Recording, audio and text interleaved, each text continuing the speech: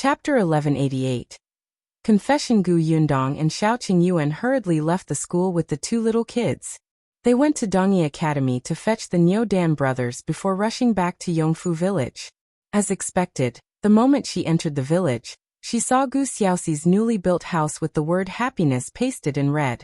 There were also red lanterns hanging in front of the door. The entire house gave off a happy vibe. It was the same for the Gu family. Tomorrow was the big day, so there were busy people everywhere. Eldest Aunt Gu stood at the door and gave instructions. Why isn't there a red cloth covering the wine jar? Shuetao, is the red cloth with you? And that chair, who's in charge of the red cushions? Oh my memory, a euro. As she spoke, she turned around and saw Gu Yundong and the others. She was elated and ran over. Yundong, Qing Yuan, are you finally back? Eldest Aunt. Gu Yundong alighted the carriage. Sorry to make you worry. Of course I was worried. If Qing Yuan didn't say that you were busy with business, your uncle wouldn't have the heart to get married. Eldest Aunt Gu patted her. Oh right, your father came back yesterday too. He's inside. They walked in as they spoke. As expected, Gu Dajiang was standing in the central room. He was looking at a list in his hand, but he was frowning. He raised his head abruptly when he heard the commotion. The worry in his eyes subsided a little when he saw Gu Yundong. After a pause, he said to Gu Yundong and Xiaoqing Yuan, "Follow me." Gu Yundong and Xiaoqing Yuan exchanged glances with each other and followed Gu Dajiang into the study. Tell me what happened. The moment the door closed, Gu Dajiang raised his head and looked at them with a stern expression. I asked Shuetao, and she said that you followed a middle-aged man and never came back. I went to look for Master Qin later, and he said that you were helping him on a task, and it's nothing serious. What's the matter? Gu Yundong was stunned. Gu Dajiang had just reached home yesterday afternoon. The moment he came back, he asked Tong Shuetao and then he went to look for Qin Wenzheng again. He must be extremely anxious. However, Qin Wenzheng didn't tell them about this. He didn't know where she went either. He probably told Gu Dajiang a lie to comfort him. He must have sent someone to look for her and brother Xiao. Gu Yundong felt warm in her heart. She walked to Gu Dajiang's side and held his arm. She smiled and said, Dad, you're the best. Gu Dajiang couldn't maintain the stern expression on his face anymore. He pushed her head and said, Tell me quickly. Gu Yundong coughed lightly. She didn't plan to hide it from Gu Dajiang. Her father was going to take the imperial exam. This was something he should know. The things he met in the future might be even more troublesome and serious. He should be mentally prepared. What's more, after these 2 years of experience, his father was no longer the ordinary villager who was suppressed by leader Gu and the others in the Gu village. Thus, she told him the entire story of the Tao and Zhang families. Gu Dajiang was stunned when he heard it. This was such a serious matter? He didn't know what to say for a long time. After some time, he finally digested all the information. He patted Gu Yundong's shoulder and said, You did well. This kind of treasonous and rebellious person who tried to destroy the peace of our country should be eradicated as soon as possible. He paused for a moment before frowning. However, Qing Yuan is right. You can't take the risk alone the next time something like this happens. Source: Com. Updated by Novlove. Com. If you find any errors, ads pop up, ads redirect, broken links, non-standard content, etc. Please let us know. Report so we can fix it as soon as possible. Chapter 1189. It wasn't instigated by Sister Gu. Yundong immediately agreed. She promised that if this happened again, she wouldn't rush forward alone. Gu Dajiang looked at her. He wanted to say something, but he remembered that his daughter was getting more and more capable. She knew more things than he did, so he felt a little dejected. In the end, he left without saying anything. Gu Yundong was stunned when she saw him leaving. She asked Xiaoqing Yuan in confusion. What happened to my father? He knows that you're fine, so he's going to prepare for younger uncle's wedding, Xiaoqing Yuan said firmly. Gu Yundong felt that it made sense. Let's go and help too. That night, the Gu family worked very late. They were afraid that they would miss something during tomorrow's banquet. Gu Xiaoxi was so excited that she didn't sleep the entire night. She paced back and forth in her new house alone. She held the oil lamp in her hand and inspected the front and back of the house. Chang Yaya got married from the Gu family. She was pregnant so others could take good care of her in the Gu family. Thus, early in the morning, Chang Yaya dressed up at the Gu residence. She had just changed her clothes and put on her makeup when the sound of the groom came from outside. Gu Xiaoxi had only been in Yongfu village for a month, but he had a good personality and was young and energetic. He had a good relationship with the villagers. This time, not only did he bring Xiaoqing Yuan along, but he also brought Lu Wei, who loved to join in the fun, and the other two young men from the village. It was quite lively. Yunshu and the other children were blocking the door with Tong Shuitao, Shuirong, and a few others. No one knew which side they were on, but they were extremely excited. They only opened the door after grabbing all the red packets in their hands. When Gu Xiaoxi came in, he pulled Yunshu's hair forcefully. "I'll settle the score with you later." Fortunately, he brought a group of people with him. In the end, the ones blocking the door were some children. No matter how good they were, it was useless. They couldn't push the door with force either. What if they hurt the children? Yunshu took the red packets happily and snorted. "I won't tell you that someone instigated this." Gu Yundong, who was standing not far away and watching the show. "Come over here. I promise I won't beat you to death." As expected, when Gu Xiaoxi heard this sentence, he shifted his gaze to her. Gu Yundong looked up at the sky. "The weather is not bad today. It's a suitable day to get married. Little uncle, you will definitely be able to live a happy life with little aunt in the future." Gu Xiaoxi pointed at her from afar. "Don't forget that you're getting married in August." Xiaoqing Yuan, who was standing behind him, asked, "Little uncle, are you making things difficult for me? Will you block the door for me?" That's right, he was the one fetching the bride, not his irritating niece. Lu Wei laughed loudly behind them. He hurriedly pushed Gu Xiaoxi forward and said, "Let's go and fetch the bride first." Gu Xiaoxi threw everything to the back of her mind and ran to Chang Yaya's room in a hurry. Chang Yaya was wearing a red wedding gown with a red veil covering her head. No one could see what she looked like. However, her hands on her knees were clenched tightly. She was extremely nervous too. Gu Xiaoxi was already standing at the door. He stopped in his tracks instantly and scratched his head as he laughed awkwardly. The other people were elated. The matchmaker even shook her handkerchief and said happily, "The groom is shy." "I think so too." Everyone in the room laughed. He only regained his senses after Gu Dafeng pushed him. He squatted down and carried Chang Yaya on his back. Source: Com, updated by Novlove. Com if you find any errors, ads pop up, ads redirect, broken links, non-standard content, etc. Please let us know report so we can fix it as soon as possible. Chapter 1190. Wedding Ceremony. There was a large red sedan parked outside the Gu residence. Gu Xiaoxi had rented it. He didn't have the ability to buy it, but he still wanted to give Chang Yaya the best. Many people were looking at them. A lot of young wives were envious. When Lan Huater got married, she had a bridal sedan chair too. This was the second one in Yongfu village. The bridal sedan was much better than an ox cart or a donkey cart. For people lifted the bridal sedan and followed behind Gu Xiaoxi, who was riding a horse. They circled the Yongfu village and finally stopped outside his new house. Gu Dafeng had already arrived at the new house. She welcomed the guests warmly. Gu Xiaoxi didn't know many people, so he didn't invite many guests. Besides the Gu family, the Bian family, and the Xiao family, there were also Dong Xiaolin's family, the village head's family, and the highly respected sixth grandfather. Finally, there were the people who helped them to build his house and their families. The courtyard was filled to the brim. There were around 5 to 6 tables. Gu Xiaoxi and Chang Yaya were already extremely satisfied. The bride was brought in. Gu Dajiang was the eldest brother and the host of this wedding. Gu Dajiang felt comforted when he saw the two of them stepping through the door. Little Six had finally grown up. He had a family of his own. The two of them stood in the central room. The male helper sang and the newlywed started the ceremony. One bow to heaven and earth. Second bow to the parents. Third bow to each other. Their parents weren't around, so Gu Xiaoxi and Chang Yaya bowed in the direction outside the door and completed the ceremony. They were finally sent into the bridal chamber. After some time, Gu Xiaoxi was pulled out to drink with them again. Gu Yundong secretly carried the bowl of noodles into the new room. Chang Yaya's veil was lifted, and she was sitting upright with a tinge of red on her face. When she saw Gu Yundong walking in, she hurriedly stood up. Yundong. Auntie, have a seat first. She placed the bowl and chopsticks on the table. You're pregnant.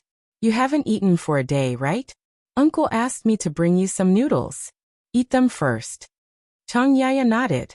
She sat in front of the table and took a few bites. Then she smiled. You brought it yourself, right? I know your uncle. Although he knows how to take care of me, he's very careless. Everything was so noisy today that he felt dizzy. He can't possibly think of sending me noodles. Gu Yundong sat opposite her and smiled. Who says that? Uncle might be dizzy today, but he reminded me repeatedly yesterday that my mission today is to look after you and take good care of you. Isn't it my uncle's order for me to send you noodles? Chang Yaya laughed because of her. However, she felt sweet in her heart. Now she had fallen into the lap of fortune. Gu Yundong accompanied her and chatted with her. She only helped her to the bed after she finished her noodles. I don't know when my uncle will come back. You can sleep first. I'll ask Shuetao to guard outside. Don't worry, they won't dare to tease the bride today. Xiaoqing Yuan wouldn't. Lu Wei knew Chang Yaya's situation, and the other people weren't close to Gu Xiaoxi. Hence, Chang Yaya could rest properly. Gu Yundong covered her with the blanket before leaving the room. She carried the bowl and chopsticks to the kitchen. A lady who was helping in the kitchen pulled her back immediately. Hey Yundong, don't leave yet. Come over, and let me ask you something. Source. Com, updated by Novlove. Com if you find any errors, ads pop up, ads redirect, broken links, non-standard content, etc. Please let us know report so we can fix it as soon as possible. Chapter 1191. August. Gu Yundong was stunned. What is it? The lady was curious. Didn't you say that you will get married on the same day as your uncle? Why is your uncle's wedding so early? This lady didn't have any evil intentions. She was just a little curious and gossiping. Gu Yundong thought to herself, this is a good chance for me to get her name registered. I don't want other people to make guesses. Many people were talking about it when they stood at the entrance of the Gu residence today. Hence, she said to the lady patiently, at first, we wanted to get married together, but one of my father's masters said that this isn't appropriate. There's no reason for an uncle and a niece to get married on the same day. No matter how I look, I have to let my uncle get married first. As a result, we can only go our separate ways. As she spoke, she said regretfully. After that, we started calculating the days. This is the best day before August, so we were in a hurry. Fortunately, everything is in place, the house is built, and the gifts are all ready. The lady nodded fervently. That's right. I've already said that it's hard for uncle and niece to get married on the same day. However, today is a good day. There's a couple getting married in the neighboring village. Gu Yundong smiled. That's right. Thank you for your hard work today. You can continue your work first. When you go back later, come to the central room to get some gifts. Sure, okay. Gu Yundong walked out of the kitchen and heaved a sigh of relief. The courtyard was still very lively. With Lu Wei around, no matter how cold the atmosphere was, it would be lively. Gu Yundong couldn't bear with it anymore when she saw Gu Xiaoxi getting forced to drink. She asked Xiaoqing Yuan to pull Lu Wei out. Little aunt is pregnant. What if little uncle is unconscious from the alcohol and hurts her accidentally? Xiaoqing Yuan felt that it made sense. He went forward and pulled Lu Wei to the side. This fellow wasn't happy. After getting glared at by Gu Yundong, he finally understood. He immediately dashed towards the crowd that was still persuading him to drink. He shielded Gu Xiaoxi and said, all right, it's already so late. Let's not disturb their bridal chamber. We're not drinking anymore. Lu Wei was the eldest young master of the Lu family in the city. Naturally, the villagers felt respect towards him. Earlier, Lu Wei was the one who persuaded him to drink. Now that he had given up, the other villagers stopped fooling around. Gu Xiaoxi let out a long sigh. Xiaoqing Yuan helped him back to his room. The remaining people continued eating and drinking. They only dispersed after a long time. Gu Yundong and Xiaoqing Yuan were the last to leave the new home. It was already dark outside. Xiaoqing Yuan held her hand and suddenly said, 2 more months. 2 months later, it was their wedding day. It wasn't long, but Xiaoqing Yuan felt that it was as long as 2 years. Gu Yundong looked up at the night sky and smiled. Think about how many red packets you should prepare on the day of the wedding. Xiaoqing Yuan turned his head. You're gloating. For the next few days, Gu Yundong stayed in Yongfu village. After Gu Xiaoxi's house was built, it was time for the Bian family's house. Gu Xiaoxi and Chang Yaya came back to the Gu residence. They could recuperate in peace. After the Bian family's house was built, they started building the workshop. Many villagers guessed that the Gu family was going to hire more long-term workers when they saw this. The nearby villagers started running around to spread the news. After a busy period of time, the hot August finally arrived. Source: Com, updated by Novlove. Com if you find any errors, ads pop up, ads redirect, broken links, non-standard content, etc. Please let us know report so we can fix it as soon as possible. Chapter 1192. Court examination. August was destined to be a busy and fulfilling month for the Gu family. At the start of the month, it was time for Gu Dajiang to participate in the court examination. Once he passed the exam, he would become an official elementary scholar. When he entered the exam venue, Gu Yundong and the others still went to the prefectural city. There were 2 rounds of the court examination, including the formal exam and the second exam. Each exam lasted an entire day. It wasn't difficult. Gu Dajiang entered the exam venue confidently. When he came out, he was full of smiles too.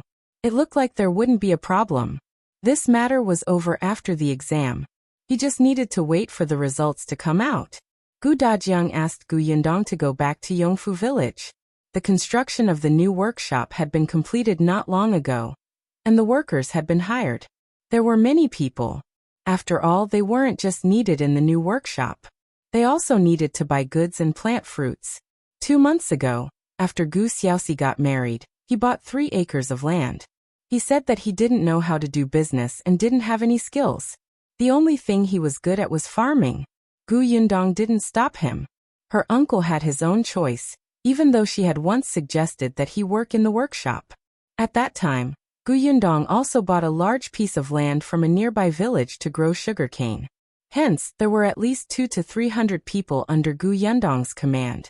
There were many things to settle, and it was much more complicated. Besides promoting a few capable people to be managers, she also needed to recruit knowledgeable people.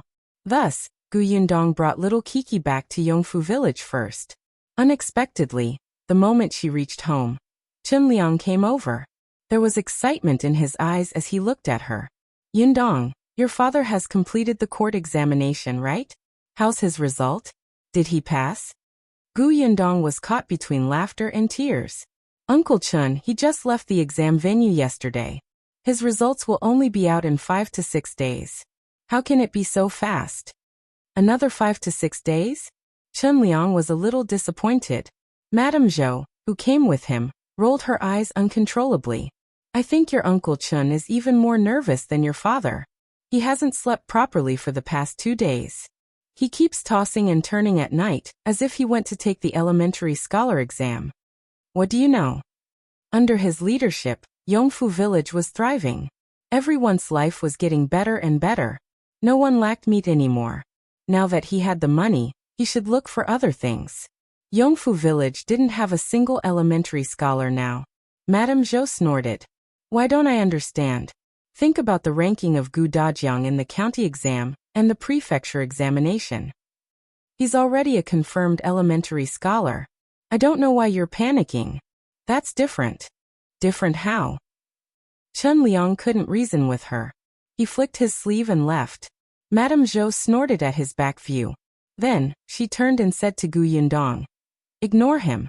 He must be crazy to be the village head. Especially now that his life was good.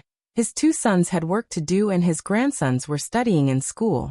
There was less work in the field, so he didn't have to worry about anything. All he did was ponder over the matters in the village. Not long ago, he wondered if he should open a private school in the village. Oh right, Yundong, when are you going to buy mooncakes? It's almost the Mid-Autumn Festival, so I want to buy something good this year. I'll go with you.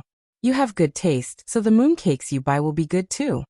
Gu Yundong smiled when she mentioned the Mid-Autumn Festival. I don't plan to buy mooncakes outside. I want to make them myself.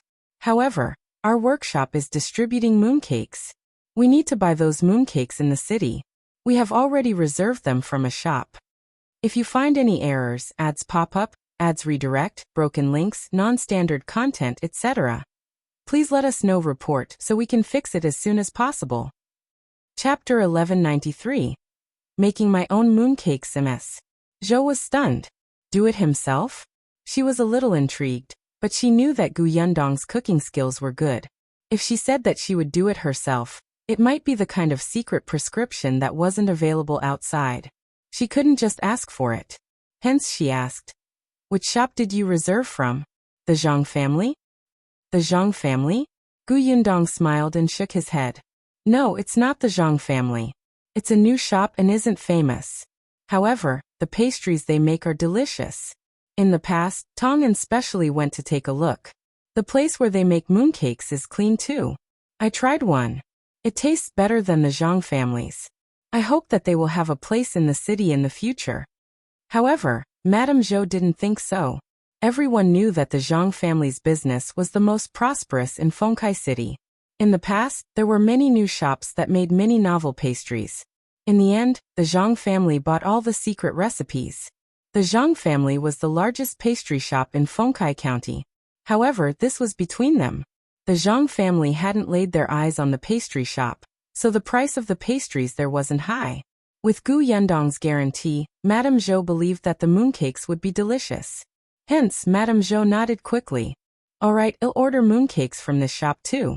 Gu Yundong asked curiously. Chen Jinkai and Chen Jinbao will have mooncakes when the workshop distributes them.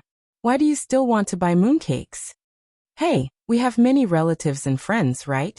Our family is living a good life now, and we have many guests. We should give them some good treatment, right? She sounded proud. In the past, Madame Zhou was proud too. After all, her husband was the village head, but her family didn't have much money. Now, she could buy anything she wanted. Her sons were promising and filial. She was extremely proud. Gu Yundong smiled. All right, I will ask Tongan to buy more for you. All right, thank you. I'll go back first. Madame Zhou saw that she was tired after coming back, so she went back after a few sentences. On the other hand, Kiki looked at her excitedly. Sister, are we making mooncakes ourselves? That's right. Do you want to learn? Yes. Gu Yundong hurriedly held her chin when she saw her nodding her little head too forcefully. She laughed and said, I knew that you're a foodie. I'll look for you after I have the ingredients. Okay. The young lady grabbed her hand with her soft little hand and walked into the house happily. The next day, Gu Yundong went to buy ingredients. Then she brought Kiki and Shen Sitian to the kitchen to get busy. Chang Yaya took a stool and sat at the door to help pick up the green beans. Gu Yundong planned to make ice cream mooncakes. She had prepared the molds. Last year, during the Mid-Autumn Festival, she wasn't at home and the mooncakes weren't made. This year she mustn't miss it. Kiki took the molds and looked at them curiously. She widened her round eyes and asked, Sister, what are these? You will know in a while. Gu Yundong poured a bowl of glutinous rice noodles and said to her, Come, add some water for me. Okay. The young lady hurriedly put down the molds and ran to her side. She grabbed the water ladle and carefully released the water bit by bit. Gu Yundong was extremely patient. She waited for her to take her time. This young lady loved to cook. She might be able to work in this trade in the future. However, she was still young. She would take her time and see if she could find a master chef in the future. After filling the water, the young lady raised her head and smiled at her with her small mouth. Her soft and cute voice melted Gu Yundong's heart instantly. If you find any errors, ads pop up, ads redirect, broken links, non-standard content, etc., please let us know report so we can fix it as soon as possible. Chapter 1194. The one in her body is a little brother. Gu Yundong mixed the batter and left it there. Then, she started making the filling. The young lady secretly took some and stuffed one in her mouth. Then, She ran to Chang Yaya's side and stuffed one into her mouth. "Little aunt, my younger brother wants to eat." Chang Yaya smiled. The young lady always said that the child in her stomach was a little brother. There was an old saying that children had spiritual power, so they could tell if the child was a boy or a girl.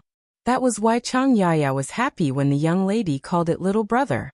It wasn't that she didn't like girls, but if the firstborn was a boy, it would be much easier for her whether she had boys or girls in the future. At least no one would gossip.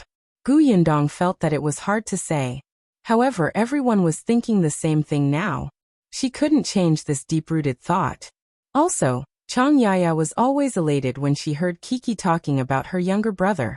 If Gu Yundong stopped her, she might think that there was something wrong with the baby's gender. After all, Chang Yaya's body was weak and her pregnancy wasn't stable. The only thing she could do now was to enlighten her and remind her uncle so that he could express that he liked both boys and girls. Actually, Gu Xiaoxi preferred girls. One could tell it from his attitude towards Kiki. He loved to hug her the moment he came back. Sometimes he even angered the young lady. Gu Yundong glanced at Chang Yaya and noticed that her eyes were indeed smiling. Her mood seemed to have gotten better, so she kept quiet. She turned and continued making mooncakes. In the afternoon, the finished mooncakes filled up the entire central room. The amount she made was a little big.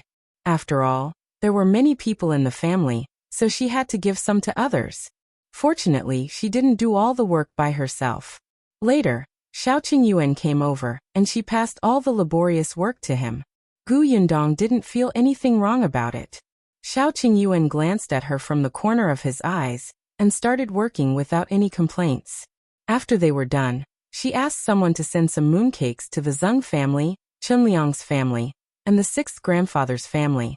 As for the Lu family in the county city, as well as the Nye family and the Dai family in the prefecture city, Gu Yundong asked Chen Jinbao to deliver the goods the next day. When Chen Jinbao came back, he didn't just bring return gifts from those families. He also brought the mooncakes she ordered in the city. The people in the workshop got excited when they saw the 2 carts filled with items. Especially the workers who were just recruited last month. Their eyes lit up. They had long heard that the Gu family workshop would send gifts every holiday, especially during the New Year. The New Year's goods were even more sumptuous than the ones they bought at home. One look and you could tell that these mooncakes were extraordinary. As expected, Tongan waited for the carriage to go to the Gu residence. Then he entered the workshop and said to everyone, "It's almost the Mid-Autumn Festival. Everyone has been working hard these few days. Hence, the boss has decided to give everyone 2 tubes of mooncakes to bring back to celebrate the reunion with your families." Oh, the crowd got lively. Every time their boss gave them something, they would feel as if they had hit the jackpot. They were extremely excited. Tongan smiled and shook his head. He continued, "After work in the afternoon, everyone will go to the entrance of the Gu residence and line up to receive the mooncakes. Don't be late. Keep order. Do you hear me?" "Yes, Manager Tong." Tongan waved his hand and left. At this moment, there was already a queue at the entrance of the Gu residence. Gu Yundong placed tables and chairs in the front courtyard, and asked them to come up one by one to take the mooncakes after registering their names. If you find any errors, ads pop up, ads redirect, broken links, non-standard content, etc., please let us know report so we can fix it as soon as possible. Chapter 1195. He did it. The workers in the workshop had to finish their job first, but the fruit farmers in the garden didn't need to wait. To prevent them from getting crowded with the workers later, Gu Yundong asked Zhou to bring them over first. The experienced fruit farmers were calm, but the newbies were whispering to each other excitedly. However, when they received the mooncakes, their expressions turned strange. They didn't say anything in front of Gu Yundong. They only gathered together and started discussing softly after they walked out of the door. "Why haven't I seen such mooncakes before? Aren't they from the Zhang family?" "No, the Zhang family's mooncakes have different packages. I've never seen them before. The other pastry shops in the city aren't like this either." "Really? Did she buy them from the prefectural city?" "In your dreams. How can they be transported back from the prefectural city? I've asked around. Chen Jinbao and the others came back from the city. Sigh, I thought that it was Zhang's mooncakes. I've been waiting for them for a long time. I told my children the same thing.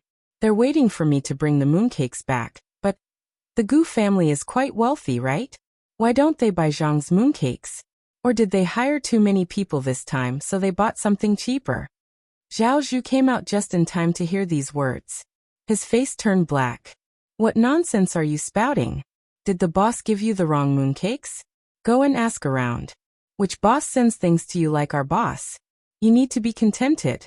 If you don't want them, give them back. There are people who want them. The other people touched their noses in embarrassment. Brother Zhou, we don't have any other intention. We just didn't expect it. Let's not talk anymore. We promised that we won't talk anymore. We know that Boss Gu is great. If not, we wouldn't be trying so hard to come to the Gu family, right? That's right, Brother Zhou. Please don't tell Boss Gu. We're extremely grateful to her. Really? Zhou snorted. After all, those people were fruit farmers working outside. They were different from the long-term workers in the Gu family's workshop. Those people were new and not under Gu Yundong's command.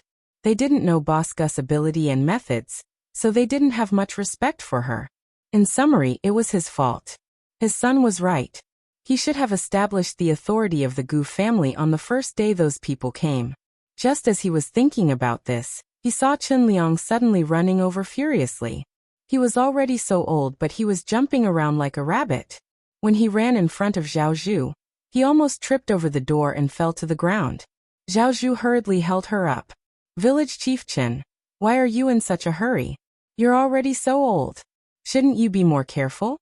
Chen Liang waved his hand and panted heavily. He couldn't even speak. Zhou noticed that he was in a hurry, so he quit warning the fruit farmers and helped Chen Liang into the house. Chen Liang pounced on Gu Yundong when he saw her still registering. Gu Yundong jumped in fright and leaned back abruptly. Fortunately, Xiaoxi Yuan raised his hand and held her up. Gu Yundong patted her chest. Uncle Chen, what's wrong with you? Is there a dog chasing you? The moment she finished speaking, Big Black barked twice in the corner. Gu Yundong laughed uncontrollably. Chen Liang was finally able to catch his breath. His eyes were astonishingly bright, as if he wanted to eat someone alive. He shouted in an unprecedentedly loud voice. He did it. Ha ha ha, he did it. If you find any errors, ads pop up, ads redirect, broken links, non-standard content, etc., please let us know report so we can fix it as soon as possible. Chapter 1196. Subsidized elementary scholar. Chen Liang's words were baffling. Whether it was Gu Yundong, Xiaoxi Yuan, or the other fruit farmers who were collecting mooncakes, they all looked at him in confusion. Chen Liang swallowed hard and repeated, your father has won. He has become an elementary scholar. Gu Yundong's eyes lit up, and she stood up immediately. Really? The rankings are out? Although she knew that her father was definitely fine, Gu Yundong was still extremely excited to hear such accurate news. Chen Liang nodded repeatedly. The result is out. I met the messenger at the entrance of the village just now and they told me the good news. I rushed back to tell you the great news first. Oh right, quickly prepare silver for them. The messenger will be here soon. The onlookers were stunned, but they all understood now. There was an uproar. Is old Master Gu an elementary scholar? This is really a great thing. Congratulations, Boss Gu. By the way, Village Chief Chen, what rank did Master Gu get? What rank? Chen Liang was stunned for a moment before he smiled awkwardly. I was too excited. When I heard that Brother Dajiang had won, I ran back happily. I forgot to ask them. It's fine. Well, know when the messenger comes later. Gu Yundong hurriedly asked Tong'an to sit at the table and register the mooncakes while she ran into the house to get the money. However, how could anyone be in the mood now? The queue that was originally well lined up immediately dispersed. Everyone squeezed to the door and looked at the main road anxiously and expectantly. This was a joyous occasion for Yongfu Village. Not to mention Yongfu Village. How long had it been since an elementary scholar appeared in the vicinity? There were only 2 old elementary scholars in the 2 neighboring villages. There were not many scholars left. When Gu Yundong took out the silver, Gu Xiaoxi and the others had already heard the commotion and ran over. They also squeezed to the front of the door excitedly with everyone. Closer, closer, they could see the messengers. Everyone was excited as they stared at the two officials who were approaching. The two officials, who had been walking over happily with the gong, stopped in their tracks under such gazes. They held the sabers at their waists worriedly, as if these villagers would pounce on them and beat them up in the next moment. Chen Liang said anxiously, "Brothers, this is the Gu family. The Gu Dajiang you mentioned is from this family." As he spoke, he turned around and waved at the villagers. "Hey, don't block the door. Where's Yundong? Why isn't she here yet?" Gu Yundong, who could not squeeze into the front, was speechless. It was too difficult for her. Fortunately, the crowd quickly dispersed from both sides. The two officials heaved a sigh of relief. They were holding a post to announce the good news. When they saw Gu Yundong walk out, they asked, "Is Gu Dajiang here?" "Sir, Gu Dajiang is my father. He's waiting for the day of the rankings after the court examination in the prefectural city. He hasn't returned yet." "I see."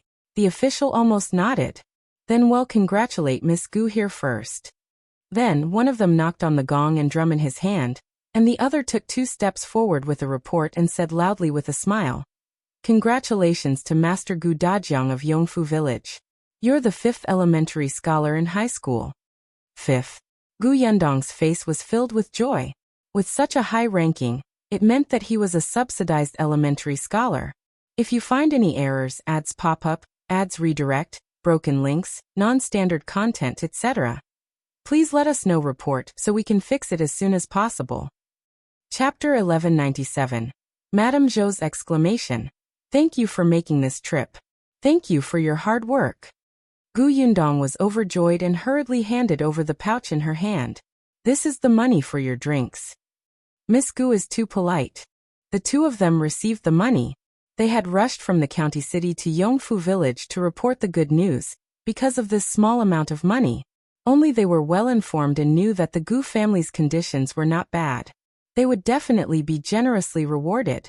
The two of them touched their pouches and quickly realized that there were a few pieces of silver inside.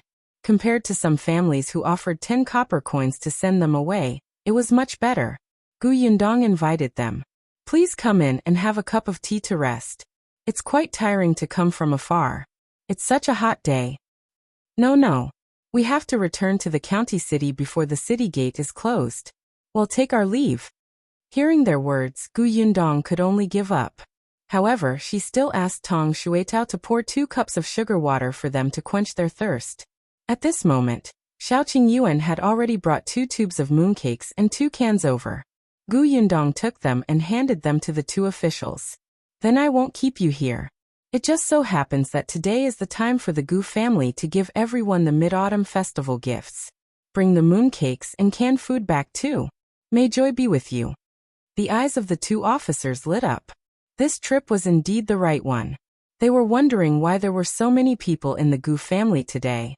So it was because of the Mid-Autumn Festival. What a generous boss.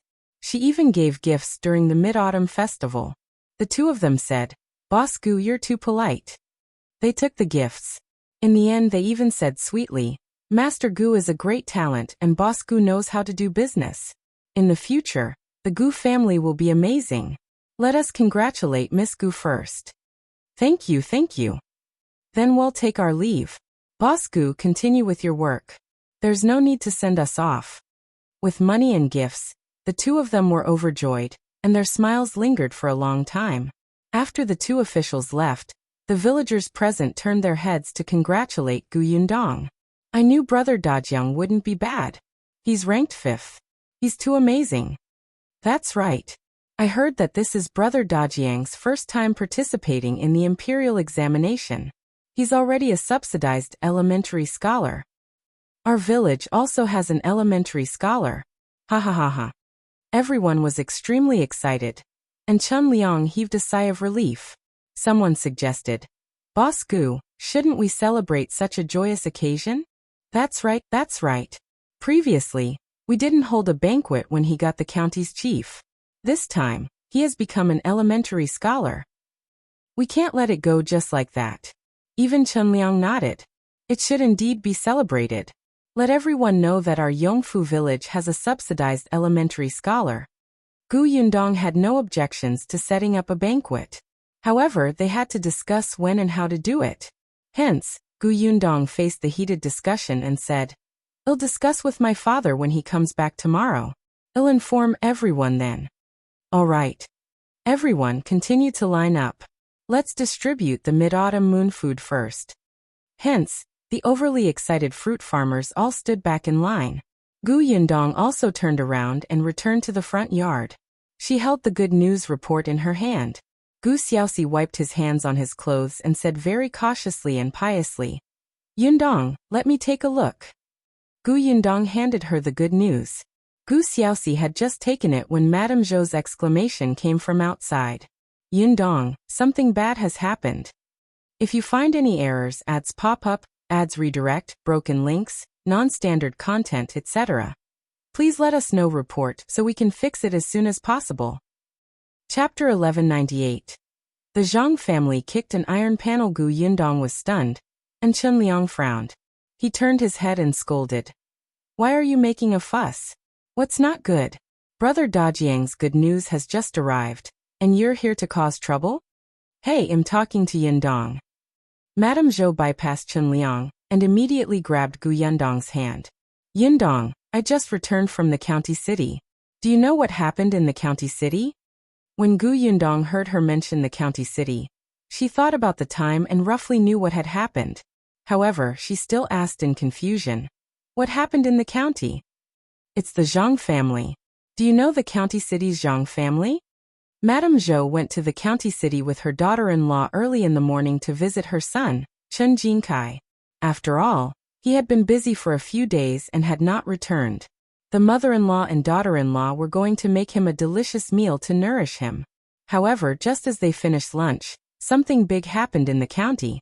Gu Yundong was relatively calm, but the others present could not remain calm. They hurriedly asked, "The Zhang family? Is it the Zhang family who sells pastries? What happened to the family?" "That's right. Sister-in-law Zhou, tell me quickly. What exactly makes you so anxious?" Madame Zhou slowly exhaled, her eyes bright as she finally said, "If I tell you, don't be too surprised. The Zhang family I was talking about is indeed the Zhang family that sells pastries. Speaking of which, their family is considered a big family in our county. Those pastries are famous in the county, but do you know where they got those novel pastries? Didn't they say that the Zhang family is generous and bought all the new and delicious pastry recipes from other families?" Madame Zhou slapped her thigh. "What? How were they bought?" "They were simply snatched." As she spoke, she began to get excited. "You don't know, but recently, a new pastry shop has opened in the county. The pastries made by that pastry shop are delicious, cheap, and especially novel. By the way, the mooncakes that Boss Gu is distributing now were bought from this pastry shop." Everyone was stunned and looked down at the mooncakes in their hands. Madame Zhou continued, "Boss Gu has good taste." Back then, she saw that the mooncakes in this shop were better than the Zhang family's, so she made a reservation. Unexpectedly, when the Zhang family saw that the business of this shop was good and there were many people buying it, they had an idea and wanted the secret pastry recipe of this shop. When others buy secret recipes, they have to at least offer a suitable price and both sides have to be willing. However, the Zhang family doesn't think so. The Zhang family can let you open a shop in the county city, but the business of the pastry shop can't be better than theirs. Otherwise, they will be going against the new arrivals. They want the secret recipe of this shop, but they don't have any sincerity at all. They threw 10 taels of silver to buy the secret recipe of others. Tell me, is this humane? 10 taels of silver? Everyone was in an uproar. They looked at the mooncakes in their hands. Just the number of mooncakes that the Gu family had ordered was worth 10 taels, right? Moreover, there were others. The Zhang family was dreaming. The owner of the shop didn't agree either. The Zhang family was angry, so they found some thugs to cause trouble. They started to threaten and tempt the owner of the shop. Unfortunately, they kicked an iron plate this time. "What iron plate?" Madame Zhou was smug. She snorted and said, "Although this shop is not famous or eye-catching, you definitely won't be able to guess who the owner behind this shop is. If you find any errors, ads pop up, ads redirect, broken links, non-standard content, etc. Please let us know report so we can fix it as soon as possible. Chapter 1199. Vomited who? Madame Zhou said mysteriously. The owner of this shop is from the capital. His family is this. She gave a thumbs up, and everyone was instantly enlightened. His family had a high-ranking official? No wonder. The Zhang family had indeed kicked an iron plate. Gu Yundong knew this better than Madame Zhou. This shop had just been opened not long ago, and the owner was invited over by Qin Wenzheng. They had indeed opened a pastry shop in the capital. Not only the capital, but there were also other places. On the other hand, Xuanhe Prefecture had yet to open a branch. Logically speaking, if they wanted to open a shop here, they would definitely choose Xuanhe Prefecture. However, the owner of this shop had some ties with Qin Wenzheng. Qin Wenzheng asked them to come over and help him. He directly opened a shop in Fengkai County first. It would be convenient to open it in Xuanhe Prefecture in the future. The other party's request was for Gu Yundong to supply them with white sugar. It wasn't just the white sugar needed for the pastries in Fengkai County, but also white sugar from the other 3 branches in the capital. Although they could also buy it in the capital, there were many high-ranking officials in the capital. The supply of white sugar could not meet the demand. Their demand for pastries was huge, so they could not snatch enough. Gu Yundong agreed without thinking. She had just built a new workshop and the production of white sugar had greatly increased. It was not a problem to supply them. Moreover, the price offered by the other party was not low. It could be said that this was a situation where all 3 sides won. Hence, the pastry shop opened in a low-key and luxurious manner. At first, the Zhang family didn't take it seriously. However, when the Mid-Autumn Festival arrived, this pastry shop suddenly became popular. Therefore, the Zhang family began to panic. Do you think it's possible for the Zhang family to deal with the owner of this shop? Madame Zhou's voice pulled her back to her senses. Gu Yundong also listened. Madame Zhou said, as soon as the Zhang family threatened them, the owner of the shop knew and immediately took down the Zhang family. Not only that, but they also reported it to the officials. In 2 days, they found out a lot of dirty things about the Zhang family. It turns out that the Zhang family's secret recipes were snatched from others like this in the past. Some people were unwilling to give it away, so the Zhang family directly hurt them. As she spoke, Madame Zhou's voice suddenly lowered. I heard from someone on the street that 2 families were poor and set up a stall on the road to sell the pastries they made. In the end, the Zhang family took a fancy to them. Not only did the Zhang family destroy their stall, but they also snatched their secret recipes. In the end, they killed them to silence them. Wow, everyone exclaimed, really? Madame Zhou waved her hand. I heard it on the streets. How would I know if it's true? But I think it's most likely true. Otherwise, why would the government go and arrest the Zhang family? The Zhang family has been arrested? That's not all. I heard that those officials went to the Zhang family's bakery to make pastries. That bakery was extremely dirty. There were many flies and insects crawling on the pastries. It was disgusting. There was dirty and rancid water in the corner that could not be smelled. There were also people working in the workshop whose fingers were dirty. An official had just bought the Zhang family's pastries 2 days ago. When he saw this scene, he vomited. Ugh. Someone beside him couldn't help but retch. The expressions of the fruit farmers who were complaining about Gu Yundong not buying the Zhang family's mooncakes changed, and they almost could not stand still. After a while, they rejoiced in their hearts. Fortunately, their boss was wise and decisive to buy this shop with a strong backer. Otherwise, they would vomit after eating the Zhang family's mooncakes. If you find any errors, ads pop up, ads redirect, broken links, non-standard content, etc., please let us know report so we can fix it as soon as possible. Chapter 1200. The end of the Zhang family. They were not the only ones. There were also many fruit farmers who had doubts in their hearts. Now they admired Gu Yundong even more. Just now, Madame Zhou had said that the mooncakes in their hands were personally tried by the boss and tasted better than the Zhang family's. Speaking of which, they had profited. Someone wanted to know what happened next and quickly asked Madame Zhou. What happened after that? Madame Zhou shrugged. Later, I came back. Then, You don't know anything about the Zhang family's ending? How would I know about the Zhang family's ending? I heard it from the people on the street. I asked around. As for the rest, it was the government's business. What did it have to do with her? Everyone was a little disappointed when they heard that. However, the discussions continued. Tong'an called for everyone to collect the mooncakes first. Xiaoqing Yuan whispered into Gu Yundong's ear. Xiaowen has been in the county city for the past few days. We'll know when he comes back tonight. Gu Yundong nodded. The Zhang family had to be dealt with. They had helped the Tao family do such a thing, so Qin Wenzheng naturally could not let him off. However, she could not use the excuse that she had colluded with the Tao family as an excuse, so she started with the pastries. In the past 2 months, Qin Wenzheng had long figured out the Zhang family's background. He knew about the dirty things they had done, so he would definitely hit them in one blow and not leave a way out for the Zhang family. Once the Zhang family was finished, the Tao family would take action. After the mooncakes were distributed, the workers in the workshop went back. However, Yongfu village was extremely lively that day. Firstly, the Gu family had given out the Mid-Autumn Festival gifts. Secondly, Gu Dajiang had become an elementary scholar. Thirdly, something big had happened to the Zhang family. Each of these 3 things was enough to make people talk about it. On the Gu family's side, they had a happy dinner. Then Gu Xiaoxi pasted the good news report with Gu Dajiang's status as an elementary scholar written on it in the middle of the central room. Gu Yundong was speechless. Only then did she know that nowadays, everyone acted like they were given prizes as students.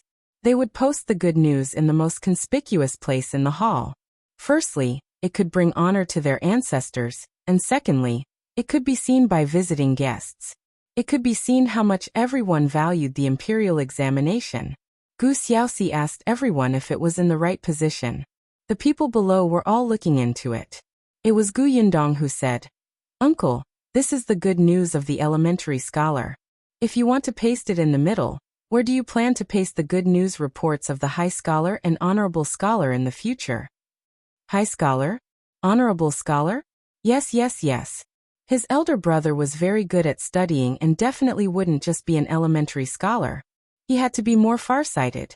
How could he be like a kid who had never seen the world? Gu Xiaoxi coughed lightly. Then how about this? Well, stick it to the left side. He gestured and asked Gu Yundong. This position is conspicuous enough. We've also made room for the good news reports to come. Gu Yundong nodded and Gu Xiaoxi pasted it. Xiaowen came back at this critical juncture. Gu Yundong was very concerned about the Zhang family's fate, and immediately turned around to gather information. She did not even hear Gu Xiaoxi calling her from behind. Xiaowen was already reporting to Xiaoqing Yuan. He stopped when he saw Gu Yundong coming over. How is it? How's the Zhang family? Xiaowen said. The Zhang family disregarded human lives. The government found out that they killed 3 people for their own selfish gains. Moreover, in order to expand their business, they used improper methods to harm many poor commoners and legitimate businessmen. There was even a huge danger to the Zhang family's workshop that threatened the health of the entire county. Therefore, old Master Zhang and his son, who had human lives in their hands, were sentenced to be beheaded and their wives were to be exiled. What about Zhang Jiao and Lu Wei's marriage? If you find any errors, ads pop up, ads redirect, broken links, non-standard content, etc., please let us know report so we can fix it as soon as possible. Chapter 1201. Madame Tan is pregnant? If the Zhang family was dealt with, it was very likely that Zhang Jiao would implicate the Lu family to prevent herself from being convicted. As expected, Xiaowen said, Zhang Jiao said that she's the daughter-in-law of the Lu family, and that she's not a member of the Zhang family. She doesn't admit to these crimes of the Zhang family. She wants the Lu family to save her and marry Lu Wei as soon as possible. Gu Yundong almost choked on her saliva. This shameless woman. But she didn't know that old Master Lu made a deal with old Master Zhang in advance. Xiaowen said. Gu Yundong's interest was piqued. What deal?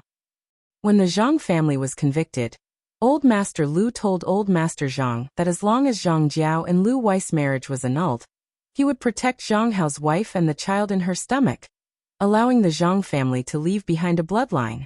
Otherwise, Zhang Hao's wife would also be exiled. One could imagine what would happen on the way of exile. Old Master Zhang agreed. He did not expect his weak daughter-in-law, Madame Tan, to suddenly feel unwell when she was locked in the cell to wait for the verdict. A doctor came and diagnosed her with a pregnancy. This was a huge surprise to him. Therefore, be it Old Master Zhang, Madame Zhang, or Zhang Hao, the three of them tried their best to protect the child in Madame Tan's belly.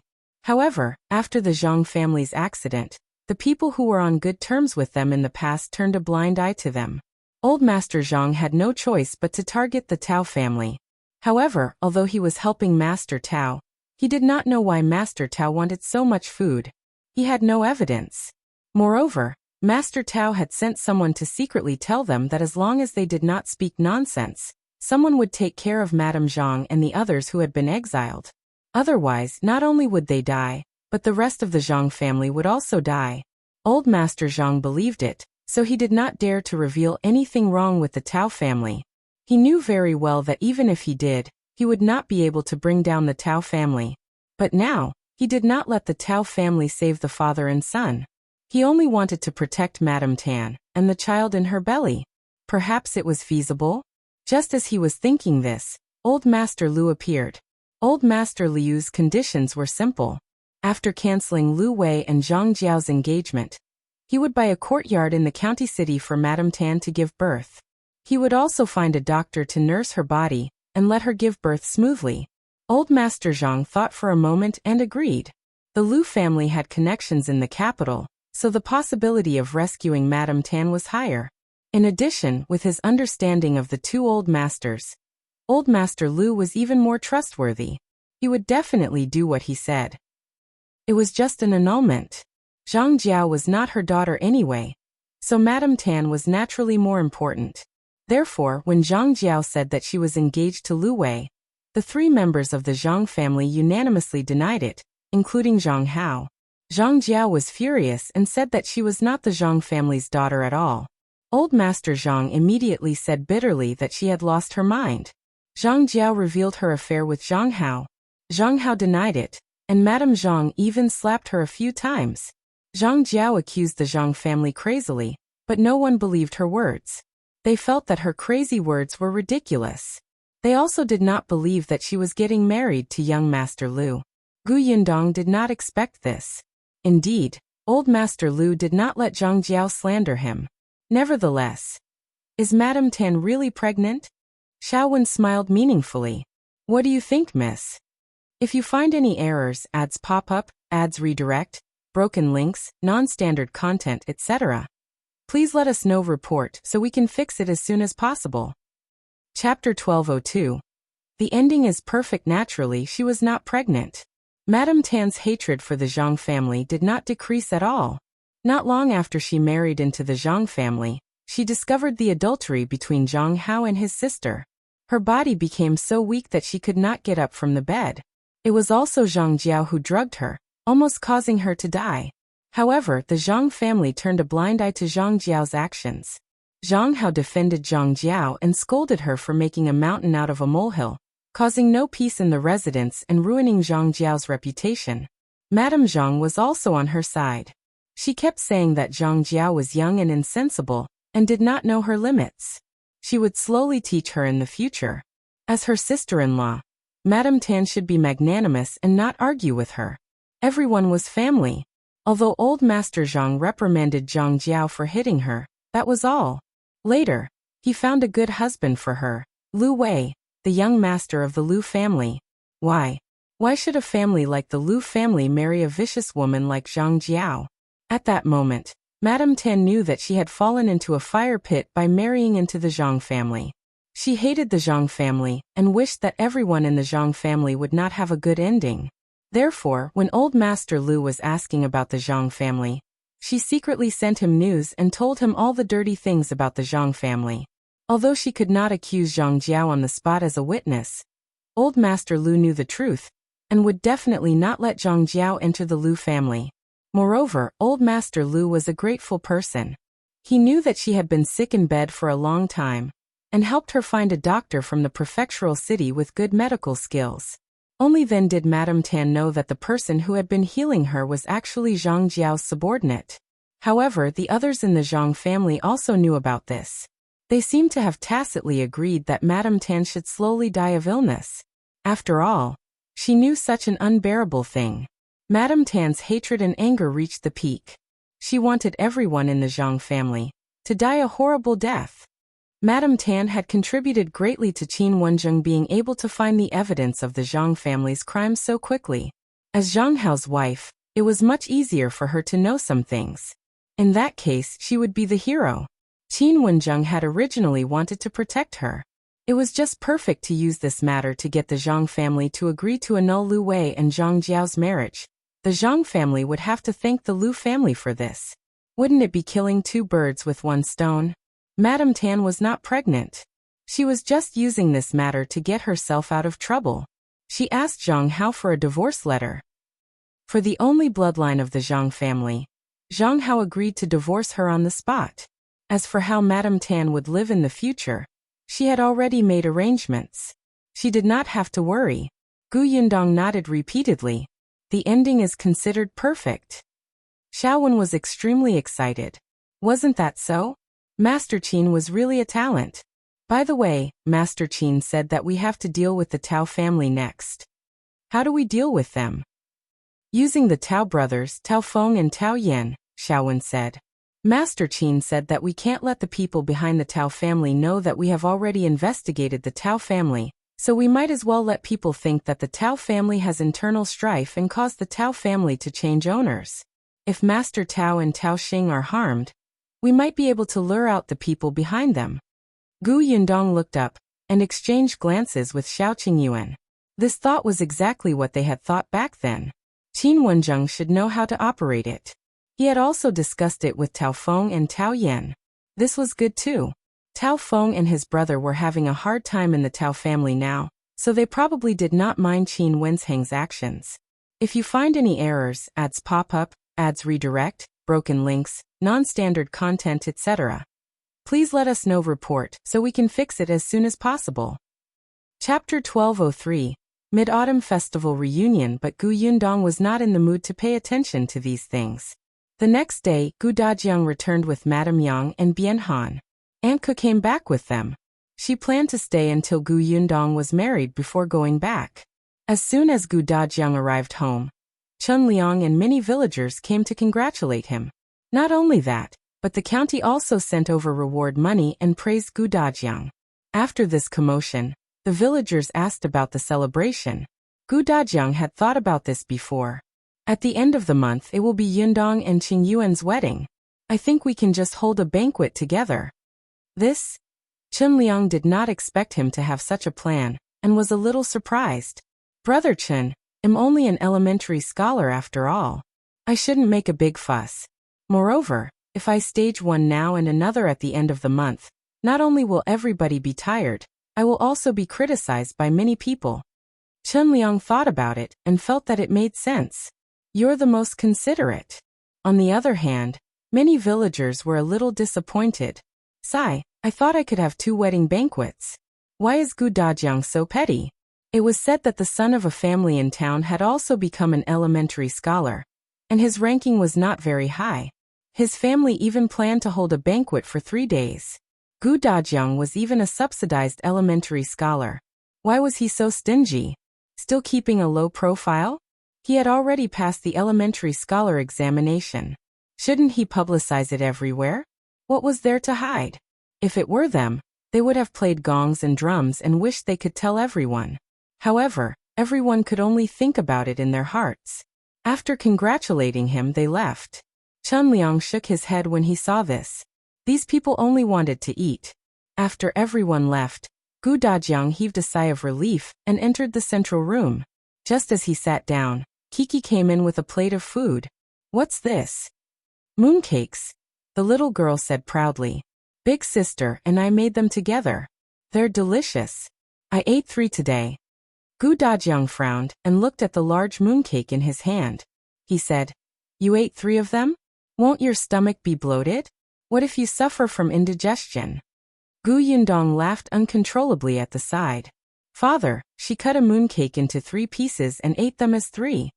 Gu Dajiang was speechless. He was getting old and didn't understand what children were thinking these days. On the other hand, Madame Yang hugged the little girl in surprise and said, Kiki is so awesome and smart. Then I'll cut it into 3 pieces too. This way it's equivalent to me eating 3. The little girl held her face with her chubby hands and looked shy. Mother, don't praise me like that. Although I know I'm very smart, you have to be more tactful next time. Oh, okay. Madame Yang immediately nodded. Kiki, everyone says you're so smart. Gu Yundong was about to die of laughter from these 2 people. Mother, is this your way of being tactful? Gu Dajiang shook his head helplessly and looked at the mooncake in his hand. I've never seen such a mooncake before. It looks quite delicious.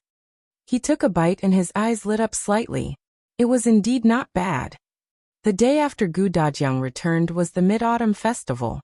It was rare for the Gu family to be reunited like this. Now it could be considered a true reunion. Therefore, this Mid-Autumn Festival was especially precious and meaningful to the Gu family. If you find any errors, ads pop up, ads redirect, broken links, non-standard content, etc., please let us know report so we can fix it as soon as possible. Chapter 1204.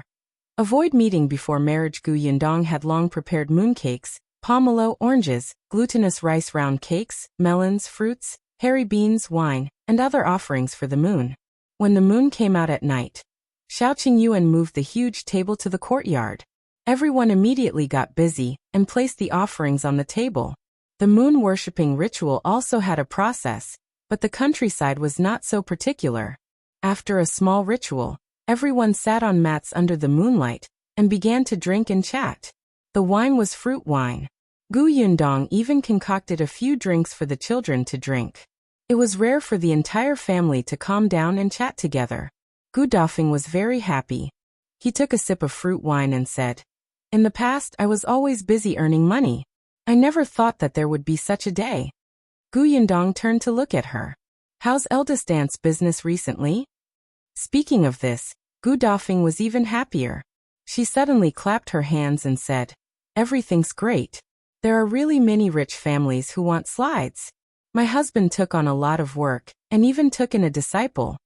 Gu Yundong was surprised. Disciple? Bianhan waved his hand. What disciple? It's that little 6. Little 6? Gu Yundong thought for a long time, and the corners of her mouth twitched. That local tyrant? Yes, he's probably afraid of you, so he takes good care of our family. The last time I went out, I walked for a long time and was a little uncomfortable. When he saw me, he immediately helped me home. Later, he helped me a few times. He can't be considered my disciple. He just helped me. I paid him some money. One had to know that in this day and age, being someone's disciple meant working for nothing. Then will the local boss agree? Gu Dafeng shook her head. I heard from little 6 that he seems to have fallen out with their boss. Gu Yundong was speechless. All right, they would settle this matter themselves. However, the prosperity of her uncle's business was still worth celebrating. Presumably not long after, their shop would be able to open. Everyone clinked glasses and talked about Gu Xiaoxi. He was quite busy now. Perhaps because he had a family and children, he worked very hard. Seeing that his brother and sister had a promising future, he was anxious too, but he really did not have the ability. Wasn't there an old saying that one should eat as much rice as one could? He felt that farming was not bad. At least for now, he wanted to serve his few acres of land well. Everyone present supported his idea. It was good to be down to earth. With such a calm heart, who would say that she was useless in the future? Gu Dajiang ate a mooncake and narrowed his eyes at the moonlight above his head. He was very satisfied. That night, the Gu family chatted until very late. When Xiaoxi Yuan left, his gaze landed on Gu Yundong for a long time. After tonight, he would not be able to see her again from tomorrow onwards. Yes, eldest Aunt Gu and Aunt Ku said that they should avoid seeing each other before getting married. After the Mid-Autumn Festival, they began to prepare for the wedding banquet. Gu Yundong's wedding gifts were all prepared, and all the specifications were personally monitored by Aunt Ku. The day before the wedding, both the Xiao family and the Gu family's courtyard were filled with all kinds of things. Even the tables and chairs had been borrowed and placed in the corner. The entire Yongfu village could feel the commotion. When Qin Wenzheng arrived, he saw the busy Gu family and the villagers who had come to help. Gu Yundong did not expect Qin Wenzheng to come at this time. What she also did not expect was that he had brought someone with him. If you find any errors, ads pop up, ads redirect, broken links, non-standard content, etc., please let us know. Report so we can fix it as soon as possible. Chapter 1205. The Tao family changed owner. Gu Yundong was stunned. She looked at Qin Wenzheng, and then at the people behind him. The person behind Qin Wenzheng smiled at her and scratched his head. Gu Yundong was familiar with his expression. Sister Gu, so this is your home? It's so big and spectacular. Gu Yundong suddenly came back to her senses. Qin Shu? Why are you here? Qin Shu looked at Qin Wenzheng. Mr. Qin brought me here. He said that you live here, and that you and brother Xiao are getting married tomorrow, so I wanted to come and take a look. Gu Yundong quickly stepped aside. Come in first. Let's talk inside. Qin Shu let out a sigh and walked inside happily. Along the way, he looked around the Gu family's large house. He was still as curious as the young man who had just walked out of Qinnan village. When he saw Gu Dajiang and the others along the way, he immediately greeted them obediently. The others were also quite curious about Qin Shu. They looked up and sized him up. Qin Shu immediately felt embarrassed. It was not until the three of them reached the study that he slowly exhaled. Gu Yundong poured him a cup of sugar water. Qin Shu took a sip slowly and his eyes widened in joy. It's delicious. Gu Yundong smiled. This is made with white sugar. If you like it, I'll give you a packet later. Qin Shu did not know in the past. Later on, when he was on the mountain, he had more or less heard that white sugar was a precious thing. He immediately shook his head. When he lowered his head to drink tea, he began to take small sips. Gu Yundong laughed and looked up at Qin Wenzheng. Isn't Qin Shu on the mountain? Why did you bring him here? Qin Wenzheng also took a sip of tea. After a moment he said, the Tao family has changed owners. Gu Yundong was stunned. Then her eyes lit up. Tao Feng and Tao Yan pushed Master Tao out. Yes. Qin Wenzheng nodded. My original intention was to use Master Tao's accident to lure out the person behind him. Things were indeed progressing very smoothly. Just as Master Tao was about to be replaced by his two sons, someone helped him from behind. Unfortunately, with me around, Tao Feng and Tao Yan were naturally prepared. Even if Master Tao had someone to help him, he only struggled a little. That person saw that Master Tao was in a hopeless situation, and directly treated him as an abandoned pawn to silence him. Gu Yundong was stunned. Master Tao is dead? Yes, he was poisoned to death. That person was probably angry that Tao Feng and Tao Yan had ruined his plans, and wanted to pin the crime of angering Master Tao to death on the two of them. Therefore, Master Tao vomited blood when he quarreled with Tao Feng and died on the spot. Fortunately, Tao Feng and Tao Yan were prepared. They immediately found a doctor to treat him, and confirmed that Master Tao had been poisoned to death. But who was the murderer? It was still an unsolved case. It was just stored in the government's records. As for Tao Xing, he didn't have much of a future in the first place. He only did this because Master Tao doted on him. Now that Master Tao was dead, old Madame Tao was sick in bed from anger, and Madame Tao had been sent to prison because she had killed the late wife many years ago. Tao Xing did not even have the courage to avenge his parents in the face of the two brothers, who were united and aggressive. Tao Feng sent him straight to the villa, and let him guard a small dilapidated villa for the rest of his life. The Tao family's matter ended, and the mastermind who killed Master Tao fell into Qin Wenzheng's eyes. Qin Wenzheng chased the guy all the way into the mountain. If you find any errors, ads pop up, ads redirect, broken links, non-standard content, etc., please let us know. Report so we can fix it as soon as possible. Chapter 1206. Qin Wenzheng is leaving. However, that person disappeared after entering the mountain. If not for Qin Shu's help, I'm afraid we would have returned empty-handed this time. As Qin Wenzheng spoke, he looked at Qin Shu, who was eating pastries curiously. The latter immediately retracted his hand, feeling extremely embarrassed. Gu Yundong quickly pushed the plate in front of him. Eat them. I specially brought them over for you to eat. If you refuse them, you won't be treating me as your sister." Qin Shu hurriedly grabbed 2 and stuffed them into his mouth. Qin Wenzheng laughed and continued, "Qin Shu is familiar with the mountains. He also saw that person enter the mountains with his own eyes. There's a stronghold in the mountains. Qin Shu brought our people secretly into the stronghold and found a secret passage. Through that secret passage we found a mine." Gu Yundong's eyes widened. "A mine? It's not a very big mine," Qin Wenzheng said. "But that's an iron mine. Those people captured many people to mine for them. The iron ores from the mine are used to forge weapons. The village Qin Shu is in is only the outermost area. The food in the mine was transported through that village.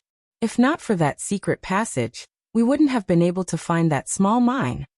This was also the reason why Qin Wenzheng didn't take action when he learned about this stronghold from Gu Yundong. Even if they had taken down this small village back then, it would have been useless. There were only about 10 families in the village, and at most, they would have been accused of being bandits. However, in this way they would never be able to find that small mine. At this point, Qin Wenzheng couldn't help but heave a sigh of relief. "I told you before that I was in Fengkai County to investigate something. Actually, it was for this mine. Back then, someone risked his life to escape from the small mine. Coincidentally, I met him. Unfortunately, that person died before he could say the exact location." He reported this matter to the current emperor, who was still the crown prince at that time. The emperor asked him to find out the location of the mine, so he stayed in Fengkai County as a teacher. Gu Yundong was enlightened. So that was the case. No wonder Qin Wenzheng had asked Xiaoqi Yuan a few times about the 9 Tigers Mountain. No wonder Dai Wenhua had asked Xiaoqi Yuan to bring them deep into the 9 Tigers Mountain in the name of hunting. Unfortunately, the 9 Tigers Mountain was too big, and there were many dangerous beasts inside. It was too difficult to find such a hidden mine. Fortunately, there was a huge breakthrough. However, Qin Wenzheng still sighed. "Unfortunately, we've found the mine, but we didn't find the person behind it. We only know that that person is in the capital." Gu Yundong suddenly realized something. Her eyes flickered and she asked in a low voice, "You are going back to the capital?" "Yes." As expected, Gu Yundong felt a little reluctant. Although they usually argued and despised each other, they were already friends. They had worked together more than once or twice. She had helped Qin Wenzheng a few times, and Qin Wenzheng similarly did not treat her as an outsider and protected her the entire time. "But don't worry. Even if I leave, no one will dare to touch your workshops now. Not to mention anything else, the few big families in the county have a good relationship with you." Wasn't that so? There was no need to mention the Lu family. The Prung family also took good care of Gu Yundong. Without Master Tao in charge of the Tao family, they were also very friendly to Gu Yundong. The Zhang family was even directly destroyed. The new pastry shop in the county had already formed a cooperative relationship with Gu Yundong. If you find any errors, ads pop up, ads redirect, broken links, non-standard content, etc., please let us know report so we can fix it as soon as possible. Chapter 1207. Bring Qin Shu along. Speaking of which, Qin Wenzheng had never seen a small workshop with such connections. Moreover, Gu Yundong and Xiaoqi Yuan were not easy to bully. Therefore, there was nothing to worry about when Qin Wenzheng left this time. Gu Yundong sighed inwardly and asked in a low voice, "When are you leaving?" "I will leave after you get married. The emperor has already issued a decree to urge me to return to the capital. As for my students, they are still studying in the school for the time being. Mr. Fan is still around, but the school won't be open at the end of the year. I will arrange for other students to go to Dongyi Academy.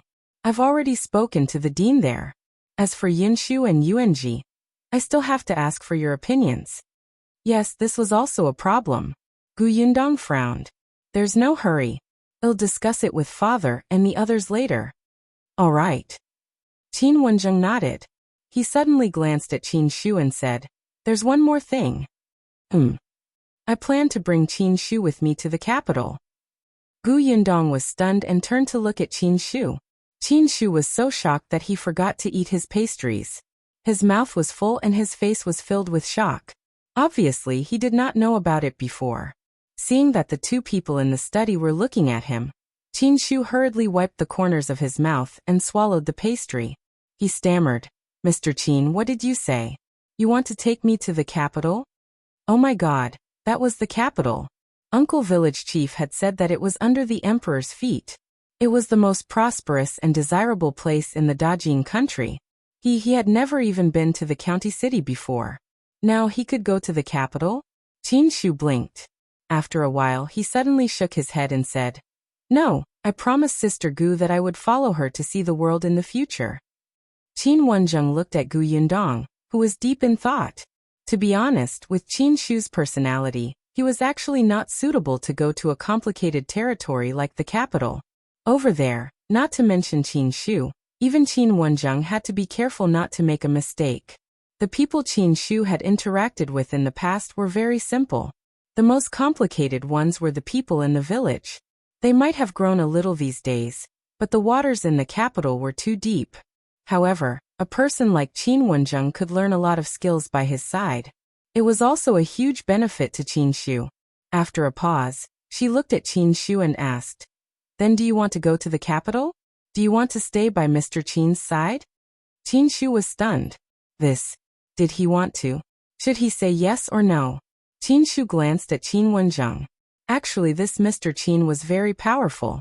Back on the mountain, he had personally seen Mr. Qin calmly commanding others.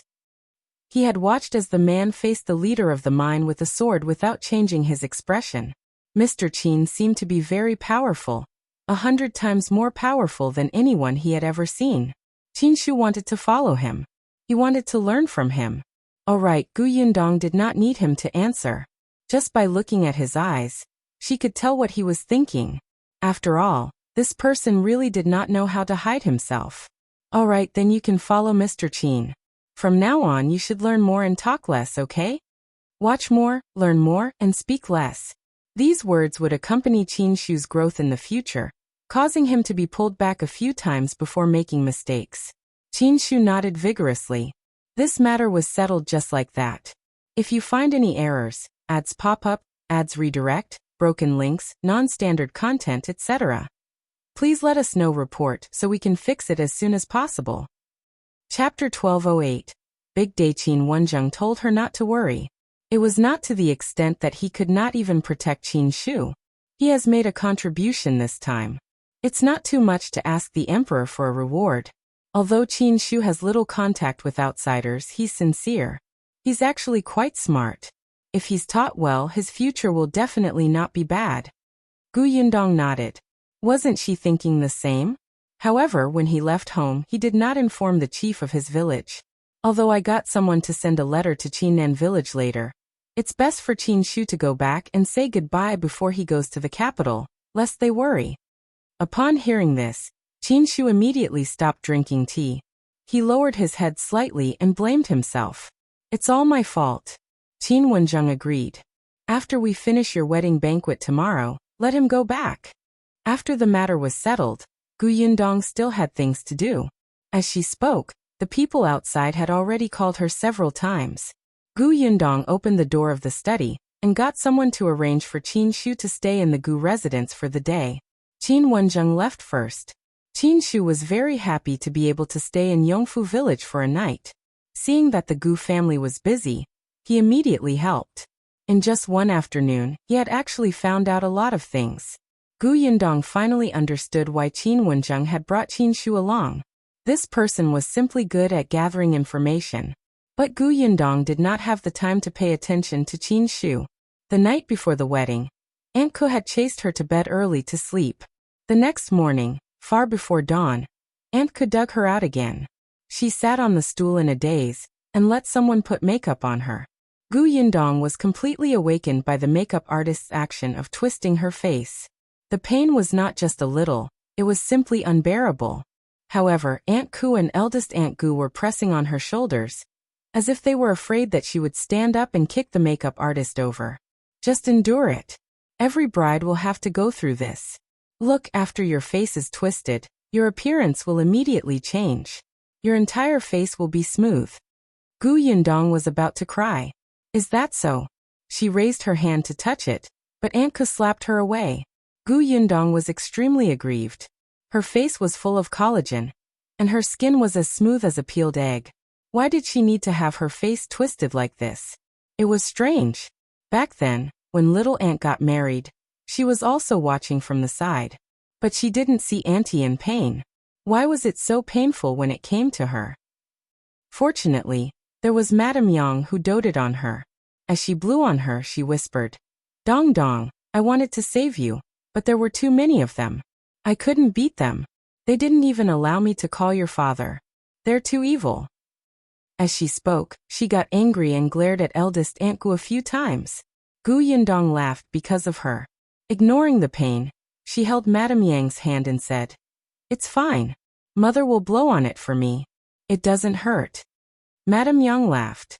As Gu Yundong watched, all her emotions turned into reluctance. At this moment, she had a feeling that she was really going to get married today.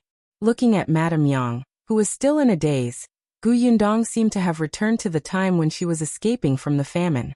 Madame Yang carried her and walked forward step by step with difficulty. It seemed to be yesterday. "Dong Dong, what's wrong? Does it hurt?" Madame Yang suddenly hit the makeup artist's hand in a panic. "Don't do it anymore. My Dong Dong is hurting. She hurts too much. If you find any errors, ads pop up, ads redirect, broken links, non-standard content, etc., please let us know. Report so we can fix it as soon as possible." Chapter 1209. Makeup Gifts. Everyone in the room was shocked by Madame Yang. Eldest Aunt Gu was about to come forward when Gu Yundong hurriedly raised her hand to stop her. She hugged Madame Yang and patted her back gently. She said in a low voice, "Mother, it doesn't hurt. I'm fine. I'm not afraid." Madame Yang slowly calmed down, but she was still worried. She raised her hand and touched her face. The makeup artist was extremely anxious, afraid that Madame Yang would roughen the bride's face again. She wanted to go forward and persuade her. Eldest Aunt Gu waved her hand. She could only sigh and step back. Gu Yundong comforted Madame Yang before holding her hand. She let her sit beside her, and asked the makeup artist to put on her makeup again. Perhaps because their palms were connected, Madame Yang's heart also calmed down. She tilted her head and looked at her, saying, "Our Dong Dong is really good looking. She's better looking than anyone else. It's because mother is good looking that she gave birth to such a beautiful daughter like me." Madame Yang smiled until her eyes narrowed. She turned to look at eldest Aunt Gu and said smugly, "Dong Dong said that I'm good looking." Eldest Aunt Gu did not know whether to laugh or cry. Yes, yes, yes. Of course you look good." As she spoke, her heart ached when she looked at Madame Yang. She was originally a good sister-in-law, but because of those bastards from the Gu family, she became like this. Now that Yundong was married, as the biological mother, she was still muddle-headed and did not realize anything. In fact, she couldn't even send her daughter off to get married soberly. She couldn't talk to Yundong on the night before she got married like other mothers, and tell her what to pay attention to when she got married, let alone prepare a dowry for her daughter personally. In the future, when her illness was cured, this matter would probably become her greatest regret. Eldest Aunt Gu thought about it, and could not bear to stay any longer, so she left the room. However, after a while, she came in again with a smile on her face. "Guests are here. Old Master Liu's family is here." It was still early. Old Master Liu had a good relationship with Gu Yundong, and came quite quickly.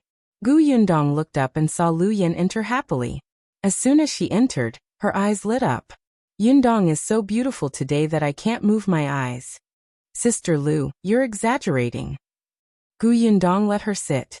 However, Liu Yan called for a maid behind her and handed over a box. "I'm not exaggerating. Everyone's eyes are bright. Here, this is a makeup gift for you.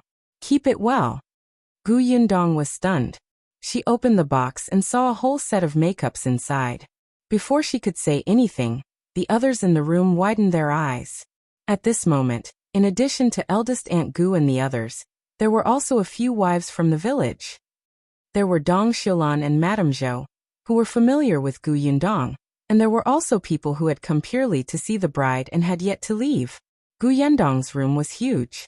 Even if these people entered, it would not be crowded. At this moment, when they saw the box of makeups, The few of them whispered and exclaimed. The Liu family is really generous. A full set of makeups should cost at least 20 taels, right? 20 taels? I think it's at least 50 taels. The Liu family is indeed a rich family in our county. If you give me those makeups, I'll go crazy. Madame Zhou wiped her face. These ignorant people were saying this in front of Miss Liu. Wasn't it embarrassing?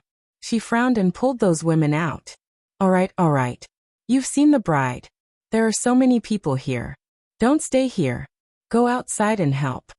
If you find any errors, ads pop up, ads redirect, broken links, non-standard content, etc., please let us know report so we can fix it as soon as possible. Chapter 12:10. Everyone is here. After they left, Gu Yundong shook her head and said to Lu Yan, "It's too expensive." Lu Yan sat beside her and said softly, "It's not expensive. If it weren't for the fact that he was afraid that you wouldn't accept it, my father would have prepared a few more sets. This is a token of our family's appreciation. It's to thank you for letting that silly brother of mine not be tricked by the Zhang family. No matter what, you have to accept it." Since she had said so, Gu Yundong could not say anything else and nodded. Only then did Lu Yan smile. She knew about the Zhang family's matters. At this moment, she couldn't help but sigh that fools were blessed. Although her brother wasn't very promising, he had a good friend. She chatted with Gu Yundong for a while before leaving. After a while, Gu Yundong heard the Tao family's voice again. Then Qin Wenzheng and his wife came over. Madame Gu also came to see her, and gave her some makeup gifts. Unexpectedly, just as she left, Tong Shuitao came over to say that young master and young madam of the Peng family had arrived. Gu Yundong was stunned. She had indeed sent an invitation to Peng Zhongfei when she got married. After all, they were friends. She had to give him an invitation. However, she felt that with Peng Zhongfei's attitude of avoiding her, he probably wouldn't come. He would most likely find an excuse to reject her. She did not expect him to really come. Not only did she come, but she also brought Madame Yao with her. Gu Yundong's forehead twitched slightly. She did not like Madame Yao at all. Whenever she thought of her, she would think of Gu Xiener. However, thinking of the devil, Madame Yao came in after a while. At this moment, other than Madame Yang and the makeup artist, everyone else had gone out. Aunt Ku and Gu Dafeng went out to entertain the guests, while Madame Zhou and Dong Xiulan went to Xiaoqing Yuan's house to help. Shen Sitian went to chat with Madame Liu and Madame Gu. Therefore, after Madame Yao entered, the corners of her lips curled up slightly. Gu Yundong narrowed her eyes. Oh, why did this woman look like she had ill intentions? Madame Yao also had a box in her hand, which was naturally not as big as the one Lu Yan had brought. She placed the box on the table and said with a smile, "Congratulations on Sister Yundong's wedding. This is my makeup gift. I hope you like it." The box was opened. There was a pearl necklace. The pearls were quite big. Gu Yundong smiled. "Thank you." Madame Yao did not leave. She sat opposite Gu Yundong and looked up at the makeup artist behind her. "Can you excuse us for a while? I have some private words to say to Sister Yundong." The makeup artist was stunned. She had been invited over by the Gu family from the county city, so she naturally knew about Madame Yao. Hearing her request, the makeup artist could not help but look down at Gu Yundong. Gu Yundong nodded. "Go out and eat something first. You've worked hard today." "All right, then call me if you need anything, Miss Gu." The makeup artist tidied up the dressing table slightly and glanced at Madame Yao. With a trace of suspicion in her heart, she walked out of the room. Madame Yao's maidservant stood guard at the door, as if this was their territory. Gu Yundong found it funny. When she faced Madame Yao again, her eyes turned cold. "Young Madame Peng, what do you have to say to me?" Madame Yao glanced at Madame Yang. She knew that Madame Yang was not smart, so she did not care. In front of her, Madame Yao said bluntly, "Miss Gus' wedding today is supposed to be something to be happy about. I'm just a little curious. Why didn't Miss Gu invite your cousin over to the wedding banquet? If you find any errors, ads pop up, ads redirect, broken links, non-standard content, etc., please let us know report so we can fix it as soon as possible." Chapter 12:11. Gu Yundong's threat. Madame Yao really hated Gu Yundong. If not for her, Gu Xianer would not have become Peng Zhongfei's concubine. Although Peng Zhongfei didn't like her, it was enough to disgust Madame Yao. Moreover, ever since that incident, Peng Zhongfei had been very impatient with her. Other than bringing her out on necessary occasions to give her some face, he almost never stepped into her room. She was not as useful as concubine Xia in the Peng residence these days. Madame Yao was so angry that she fought with concubine Xia. But deep in her heart, she hated Gu Yundong as much. Initially, she would have suppressed this hatred. After all, it was rare for her husband to bring her out. If she dared to cause trouble, her life would probably be even worse in the future. But today was Gu Yundong's wedding day. She looked extremely beautiful and blissful. Gu Yundong was so blissful that it hurt her eyes. In the end, Madame Yao couldn't suppress the resentment in her heart and wanted to cut a crack on such a big day. Hence, she deliberately mentioned Gu Xianer as if she was trying to discuss Gu Yundong. However, Gu Yundong looked at her strangely. Gu Xianer? She's not here anymore. Where can I invite her? Madame Yao smiled and said, So you still know that she's gone? Back then, you were the one who personally sent her to my husband as a concubine. Her life was very difficult. As her sister, you never thought of visiting her when you were living well. Even when she left, you didn't send her off. Sigh. Gu Yundong raised his eyebrows. What are you trying to say? If you don't hurry up, someone will come in later. Madame Yao was a little angry, but she quickly smiled. There's nothing to say. I'm just a little curious. Does your father know about this? Does he know that his biological niece was sent to another man's bed by his biological daughter? Does he know that his biological niece lost her life in this unfamiliar place? Does he know that no one collected his biological niece's corpse? Saying all this on Gu Yundong's wedding day was clearly to cause trouble. Seeing that she did not look good, Madame Yao immediately felt better. By the way, I heard that your father just became an elementary scholar. Do you think it will affect your father's career if news of this spreads? Madame Yang could not understand these words, but she could feel Madame Yao's malice. She immediately stepped up and stood in front of Gu Yundong. She frowned and said, What are you talking about? Our Dongdong is very busy and doesn't have time to talk with you. If you're done, leave quickly. Otherwise, I won't be polite. Madame Yao glanced at her and sneered. She ignored her and only looked at Gu Yundong. Gu Yundong pulled Madame Yang to the side and sat her down. After comforting her, she looked at Madame Yao. What do you plan to do? What do you think?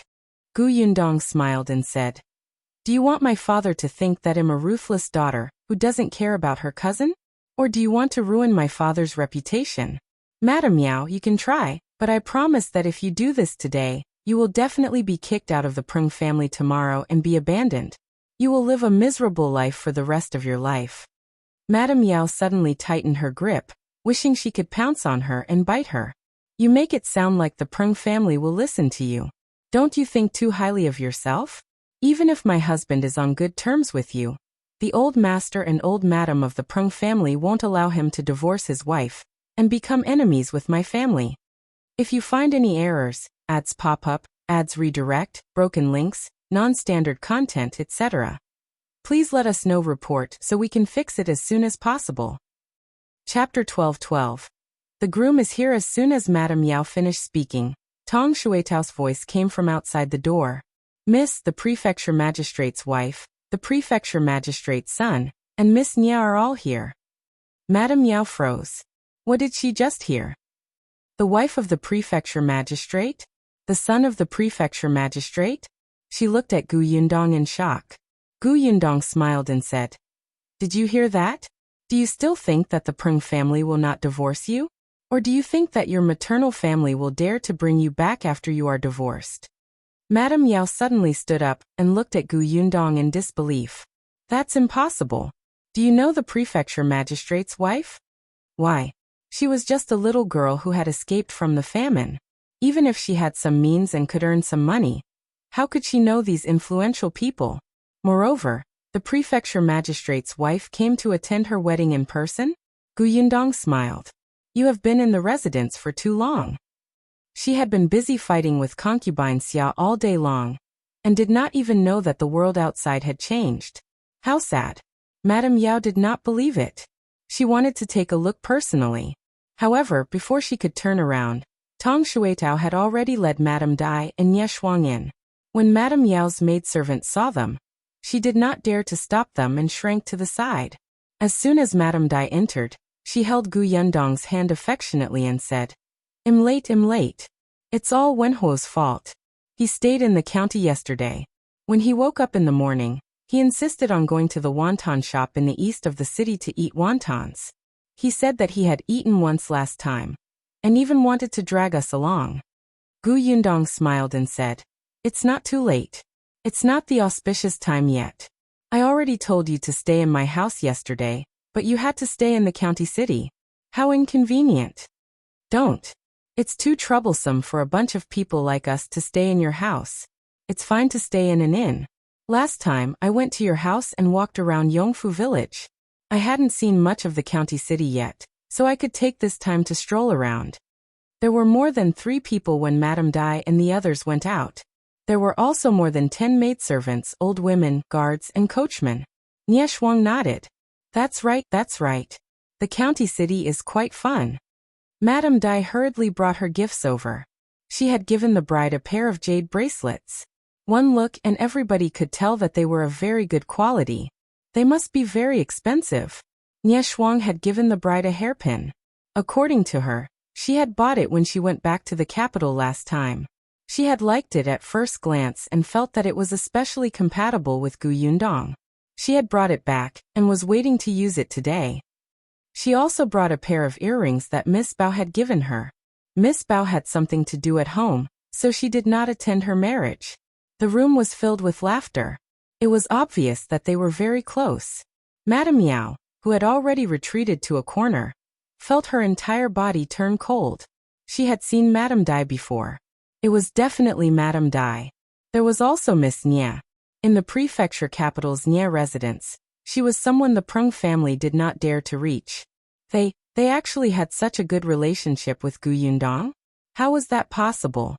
If Gu Yundong's backer was them, then the Prung family might really abandon her. Gu Yundong took the time to glance at Madame Yao. Madame Yao's expression changed drastically, and she suddenly lowered her head. Gu Yundong knew that she would not dare to cause trouble again. Madame Dai was a meticulous person. She also looked at Madame Yao, but she did not say anything. Instead, she spoke patiently to Madame Yang. At this moment, there was the commotion of the groom coming to pick up the bride. The groom is here. If you find any errors, ads pop up, ads redirect, broken links, non-standard content, etc., please let us know report so we can fix it as soon as possible. Chapter 12:13. Blocking the door with a splash. Many people rushed in. Eldest Aunt Gu asked Gu Yundong to quickly cover her head. She sat by the bed and waited quietly. Madame Dai, Nie Shuang, and the others also walked out of the room. Madame Yao also took advantage of the chaos to go out. She didn't dare to have any other thoughts. She went out to look for Peng Zhongfei, but she didn't expect to hear that Peng Zhongfei had gone to the Xiao family. She immediately felt choked in her heart, and almost spat out a mouthful of blood. She wanted to leave the Gu family, but the door was already closed. There was a group of people blocking the door. There were 3 small stools with 3 people sitting on them. Yunshu, Yunka, and Yuanji sat facing the door like vanguards. Behind them stood the Zhang siblings, Niu Dan and Lu Dan, as well as Lu Yi, Qin Anning, Lu Hongxiao, and the other children. The people who came to watch the show were stunned. They did not expect that the people blocking the door were all children. This made Gu Xiaoxi, Qin Shu, Nie Shuang, Shen Sitian, and the others, who had originally planned to stop them, retreat to the back. The corners of their mouths twitched as they looked at this group of children. The onlookers laughed out loud. The entire courtyard was bustling with activity. Madame Dai watched from afar and could not help but say to Aunt Ku, "Can the children block it?" With those children around, the people outside won't dare to push the door open. Madame Dai raised her eyebrows. That was true. As she was thinking, a loud shout came from outside the door. "The groom is here to pick up the bride. Open the door." Upon hearing this energetic voice, everybody knew that it was Lu Wei. Yunshu, who was sitting in the middle of the stools, stood up from the small stool. With his hands on his hips, he shouted outside the door, If you want to marry my sister, you have to pass my tests first. Yes, yes, yes, pass the tests first. The children's tender voices followed. Lu Wei, who was outside the door, laughed. He moved closer to the nervous Xiaoqing Yuan and said, "Don't worry. I've already asked Lu Yi to inquire about the tests from Yinshu. It's just poetry and poking and such. You have Brother Dai and me by your side. We can help you through." With that, he shouted at the door, "All right, then set the questions." "All right, listen up." Yinshu patted his new clothes and coughed lightly. He raised his chin slightly and made a very handsome posture for himself before saying, "May I ask why a shop assistant's son has never called him father?" Everyone was speechless. "Huh." Xiaoqing Yuan slowly turned his head and looked at Lu Wei, who was eager to answer but turned stiff because of the unexpected question. "Poetry and poking?" Lu Wei slowly closed his chin and laughed dryly. "I was deceived by that brat Lu Yi. That spy. Hee hee hee." Dai Wenhua couldn't help but roll his eyes and say, "Think of the answer first."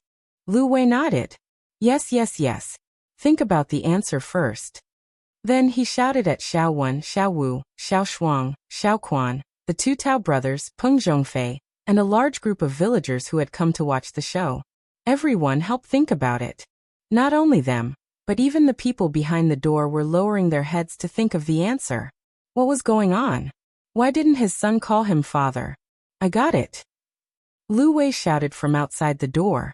"Because the shop assistant doesn't treat his son well. His son hates him and refuses to call him father. If you find any errors, ads pop up, ads redirect, broken links, non-standard content, etc., please let us know. Report so we can fix it as soon as possible." Chapter 12-14. Brainstorm. No. Yinshu shook his head. Next. Dai Wenhua frowned and guessed. Could it be because this child was adopted by the shop assistant? He hasn't had the time to change his words? That's not right either. Peng Zhongfei immediately shouted, "I know. It must be because this shop assistant was cheated on by his wife. This son belongs to old Wang next door." Everyone was speechless. Xiaoqing Yuan, Lu Wei, Dai Wenhua, and the others silently turned to look at Peng Zhongfei. They had the urge to beat him up. Lu Wei even reached out and pointed at him. "Are you stupid? How could a child like him come up with such a question?" Peng Zhongfei was unconvinced. "Do you dare to say that you didn't have such thoughts just now?" Anyway, this was the first answer that came to his mind after he heard the question. Lu Wei and the others fell silent. To be honest, they also felt that this was the standard answer. However, Yinshu snorted again. "That's not right." None of them were right? Everyone could only lower their heads and start thinking hard. Xiaoqing Yuan's fingers moved slightly, and he suddenly smiled. Lu Wei's eyes were sharp. He immediately asked, "Did you think of it?" "Yes." Xiaoqing Yuan nodded and took a step forward. He didn't have a loud voice like Lu Wei, but when he spoke, his voice was powerful. Because the shop assistant is a female, her son naturally can't call her father. Everyone was stunned for a moment before clapping. That's right, why didn't they think of it? Wasn't there a few female workers in Gu Yundong's milk tea shop? Even Madame Dai and Nie Shuang had enlightened expressions. To think that they were the owners of the milk tea shop. They did not think of such a simple answer. Yinshu was slightly satisfied.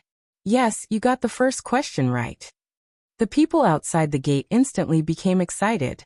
Very good, very good. The first battle had been won, and everything would definitely be smooth sailing in the future. Everyone was full of confidence as they waited for the second question. The second question was set by Yuanji. "May I ask, Daniel looks ordinary and there's nothing special about him, but he wouldn't blink for hours. How does he do it?" Everyone was speechless. Where did you guys find these strange questions? How are you going to answer them? Lu Wei racked his brains for a moment and said, "I understand. Daniel has an eye disease." "That's not right." Dai Wenhua said. "Daniel is holding his eyelids with small wooden sticks." "That's not right either." Peng Zhongfei said. "Daniel died with his eyes open." Everyone was speechless. "What did you say? Do you dare to say it again?" Lu Wei turned around and dragged Peng Zhongfei away. "This is a wedding, and you're talking about cheating and dying. You probably have a grudge against bride and bridegroom, right? Peng Zhongfei felt wronged. All of you are sanctimonious. Could it be that you don't think so? I don't believe it. After Lu Wei dealt with Peng Zhongfei, he returned very quickly. He looked at Xiaoqing Yuan and asked, "Have you thought of it?" Lu Wei felt that Gu Yundong must have come up with these strange questions. She was the only one who seemed abnormal. And Xiaoqing Yuan had been with Gu Yundong for so long. Surely he could understand her? As expected, Xiaoqing Yuan narrowed his eyes and relaxed. Because Daniel has his eyes closed. Xiaoqing Yuan referred to the previous question and felt that it couldn't be deduced with common sense. He quickly thought of it. As expected, Yuanzi's voice came from inside. Yes, you're right. The people outside the door instantly cheered. That's great. There was only one question left. If you find any errors, ads pop up, ads redirect, broken links, non-standard content, etc., please let us know report so we can fix it as soon as possible. Chapter 12:15. Something's not right. The last one was naturally from Kiki. The little girl stood up from the stool and put her hands behind her back like a little adult.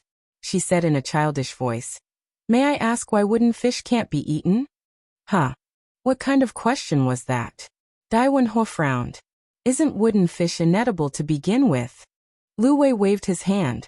Don't be hasty. Their questions are all strange. There must be other meanings. Let's find the answer word by word. The others nodded and began to think hard. Yunshu and Yuanji, who were behind the door, were also stunned for a moment. They looked at each other. Yunshu said softly, "Why did Kiki tell them the answer?" "I think she got the question wrong. She should be asking them what fish they can't eat." The two of them. What should they do now? They looked at Kiki. She looked very confident and happy. After a while, she even skipped over to Yunshu. "Second brother, I'm so happy. I can be a female teacher for once. Wasn't the question I asked just now especially good?" Yunshu's face instantly turned serious. He patted the little girl's head and nodded firmly. "Yes, Kiki is especially good. That question just now was very good." Yuanji also nodded. "Look, there's no movement outside. Everyone is stumped by you." The little girl was even happier. She patted her small chest. "That's right. Your questions are too simple. Sure enough, you still have to rely on me." The two brothers nodded vigorously. After the little girl turned her head, they whispered, "What should we do? If cousin-in-law can't answer, my cousin won't be able to get married." It's fine. My brother-in-law will definitely think of a way." That being said, there was no sound coming from outside. They were very anxious. Lu Wei, who was at the door, was also anxious. He asked Xiaoqing Yuan in a low voice, "Have you thought of it?" Xiaoqing Yuan frowned. "I don't think this question is right." Damn, none of the three questions they came up with were right? Xiaoqing Yuan still felt that something was wrong. It was getting late, and he really couldn't find the direction. After a pause, he could only carry out Plan B. He gave Dai Wenhor a look. The latter immediately walked to the side and looked at the high wall in front of him. Although the wall was quite high, it was not a problem for him. Therefore, he jumped up and stepped on the wall to climb up. On the other side of the door, Lu Wei also stuck out his butt and said through the gap in the door, "Kiki, we really can't think of anything. How about this? How about we give you red packets?" Kiki was about to shake her head. They had already figured out the answers to the questions, so they had to think of her questions. However, when the villagers in the courtyard heard about the red packet, they seemed to be on steroids and shouted, "Hurry, hurry, hurry. If you can't figure out the answer, give us the red packets." Seeing that Kiki was unhappy, Yunshu quickly rushed forward and whispered to her, "Your questions are too difficult. Let's let them compensate us with red packets. If it's too late, we'll miss the auspicious time." The little girl pouted and hesitated for a long time before nodding. "All right." Lu Wei immediately became happy. He reached out and took red packets from the cloth bag he carried with him and stuffed them through the gap of the door one by one. A group of children ran to the door and snatched them. Even some thick-skinned adults squeezed over and instantly pushed the children to the side. If you find any errors, ads pop up, ads redirect, broken links, non-standard content, etc., Please let us know report so we can fix it as soon as possible. Chapter 12:16. Yundong, are you willing to marry me?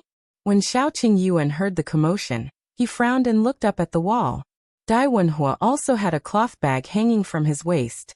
He grabbed a handful of red packets from it and scattered them in the courtyard. Let's grab the red packets here. As soon as he finished speaking, everyone saw the rain of red packets falling.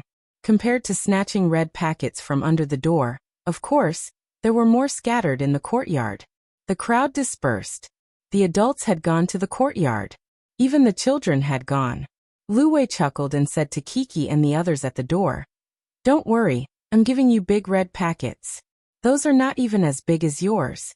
Hurry up and put them away." Kiki's eyes lit up. She hurriedly nodded and placed the red packets into her small bag. Then, she waved her small hand domineeringly and said to her brother, "All right, open the door. Let them in." Yinshu and Yuanji were speechless. Aren't you too easily bribed? However, she was not the only one who was bribed. Soon 2 adults ran over and removed the bolt. Then, they carried the 3 children and stood to the side. As soon as the door opened, the people outside instantly rushed in. Yinshu and Yuanji were dumbfounded. Could it be like this? Xiaoqing Yuan walked in elegantly in a red wedding suit. His usually indifferent face was filled with joy, and there was a smile at the corners of his eyes. As soon as he entered, he reached out and rubbed the children's heads. He took out 3 big red packets from his sleeve and placed them in their hands. After the 3 children accepted the red packets, Xiaoqing Yuan strode towards the new house. The sound of firecrackers could be heard outside the door. Along the way, someone shouted, "The groom is here. Hurry up, the groom is here." Gu Yundong, who had been sitting in the room and listening to the commotion outside, suddenly felt her heart beating rapidly. Her fingers subconsciously tightened around the wedding dress. Gu Dafeng quickly reached out to pull her and said softly, "Calm down." She couldn't calm down. Xiaoqing Yuan entered and saw the person sitting on the edge of the bed. She was wearing a bright red wedding dress and had a red veil over her head. She sat there obediently like a painting. Xiaoqing Yuan's throat instantly became dry. He swallowed hard before slowly taking a step forward. Many people in the room were talking. There were Madame Yang's, eldest Aunt Gus, the bridesmaids, and others who followed in and asked for red packets. Xiaoqing Yuan did not seem to hear these voices. He walked towards Gu Yundong step by step. When he reached the front, he suddenly squatted down. The room instantly fell silent as everyone turned to look at them. After a while, Xiaoqing Yuan asked in a low voice, "Yundong, I'm here to marry you today because I love you. In the future, I'll definitely treat you wholeheartedly and have no second thoughts. You'll be the only one in my life. No matter what happens in the future, I'll share blessings and difficulties with you. I won't leave you. From now on, you'll be in charge of the family. You'll control the family assets. When we have children, we'll educate them together. In that case, are you willing to marry me?" Everyone looked at him in shock. This matter was already set in stone. But Xiaoqing Yuan still made such an oath. Everyone present was shocked. Gu Yundong did not expect him to say such words. Her eyes turned hot. After a while, she nodded slowly. Xiaoqing Yuan's nervousness was instantly appeased. The smile on his face widened before he stood up. If you find any errors, ads pop up, ads redirect, broken links, non-standard content, etc., please let us know report so we can fix it as soon as possible. Chapter 12:17. Entering the bridal chamber, Gu Yundong was helped up by the bridesmaid and Tong Shuitao, and left the house. When the group arrived at the central room, Gu Dajiang and Madame Yang were already sitting in the middle. Gu Yundong couldn't see their expressions, but she knew that Gu Dajiang must be filled with reluctance. "Yundong." Gu Dajiang stood up and walked in front of her. He looked at his daughter and instantly choked. In the end, he still couldn't bear to part with her. Even though the place she was going to was just next door, it was still different. Gu Dafeng patted him. Gu Dajiang took a deep breath and gritted his teeth. "From now on, you're the daughter-in-law of the Xiao family. You're Qing Yuan's wife. If you suffer, come back. I'll stand up for you." Gu Dafeng tugged at him. "What are you talking about?" Gu Dajiang paused and took another breath before continuing. Qing Yuan is a good person. He's quite good. He's good at both liberal and martial arts and is decisive in his actions. Father hopes that the two of you will be harmonious in the future. You will love and respect each other. You have to be considerate when you encounter things. You'll grow old together, understand? Gu Yundong's eyes stung even more. After a while, she hummed softly. Father, I know. Gu Dajiang looked at Xiao Yuan. I'll give my daughter to you. Father, don't worry. I'll take good care of Yundong and not let her suffer. I'll dote on her and love her. Gu Dajiang exhaled and looked at Madame Yang. Madame Yang held Gu Yundong's hand tightly, as if she finally realized that Yundong was getting married. Tears streamed down her face. Dong, don't go. Gu Dajiang held back his reluctance and helped Madame Yang back slightly. Then he waved his hand. All right, don't miss the auspicious time. The bridesmaid hurriedly led Gu Yundong out and urged the bridal sedan chair to get ready. Gu Yundong walked a few steps and turned around. Hearing Madame Yang's cries, she could not move her feet. The bridesmaid began to urge her a second time and finally helped her out of the central room. Gu Dajiang and Madame Yang chased after them for a few steps. The firecrackers outside were even louder, and the guests' voices were lively. Seeing Gu Yundong get into the bridal sedan, Gu Dajiang finally couldn't help but turn around and return to his room. Madame Yang was stunned and hurriedly followed. The moment she pushed open the door, she saw Gu Dajiang wiping his eyes with a handkerchief. His eyes were red. Seeing Madame Yang enter, he forced a smile and said, I'm fine.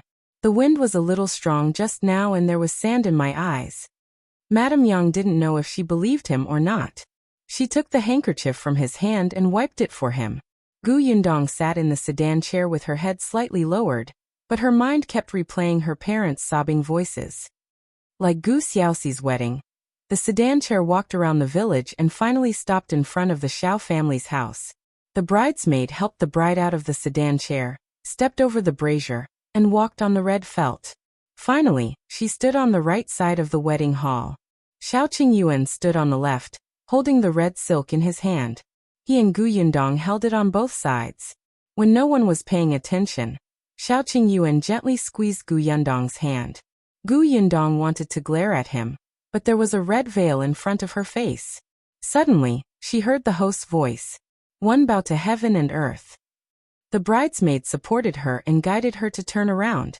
Second bow to the parents. Xiao Yuan's parents weren't around either, so they continued to bow outside. Third bow to each other. Send them to the bridal chamber. As soon as the host finished speaking, Xiao Yuan couldn't stop smiling. His palms that were holding the red silk were covered in sweat. If you find any errors, ads pop up, ads redirect, broken links, non-standard content, etc., please let us know. Report so we can fix it as soon as possible. Chapter 12:18. Consummation wine. After entering the new room, Gu Yundong was led to the wedding bed.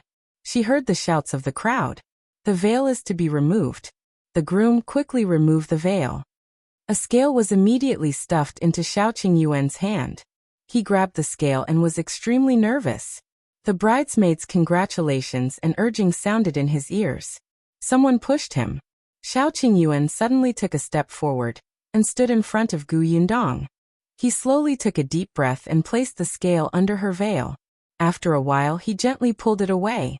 Gu Yundong looked up. At that moment, Xiao Yuan felt that his breathing had stopped. Someone beside him exclaimed, "Wow, the bride is so beautiful." Yes, she was so beautiful. Xiao Yuan had never seen such a beautiful Gu Yundong. He felt that his throat was extremely dry and itchy. When the people standing in the room saw this, they could not help but cover their mouths and laugh. The bridesmaid even pulled him and asked him to sit with Gu Yundong. Xiao Yuan looked at her intently, until there was a glass of wine in his hand. Gu Yundong laughed. Why did he become so silly? This is consummation wine, the bridesmaid said with a smile.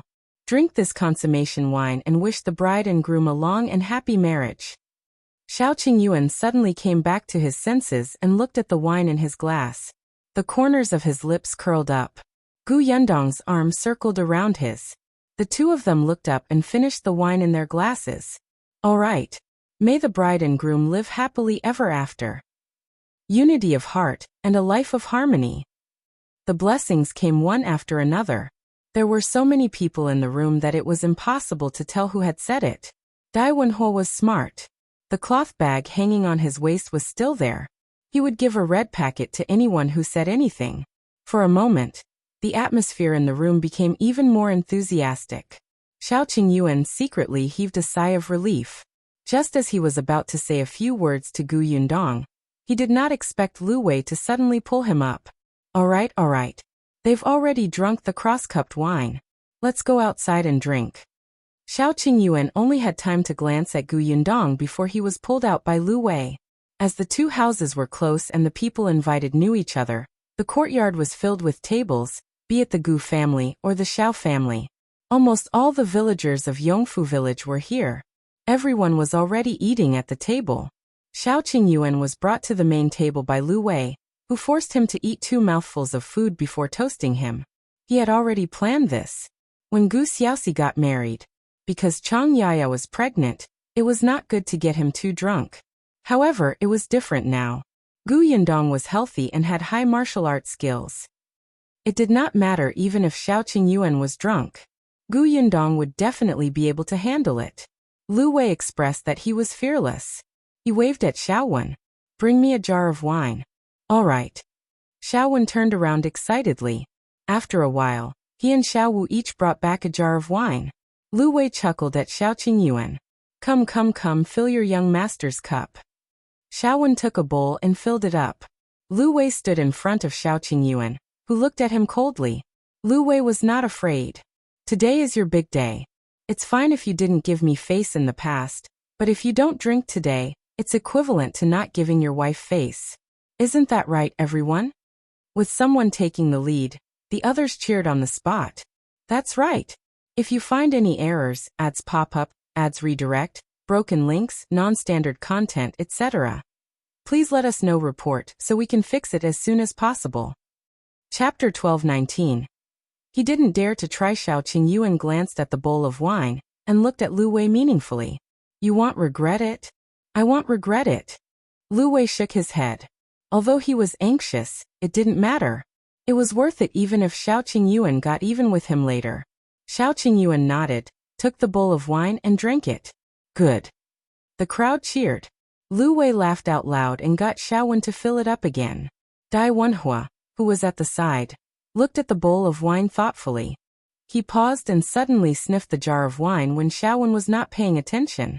Xiaowen was shocked and immediately took 2 steps back.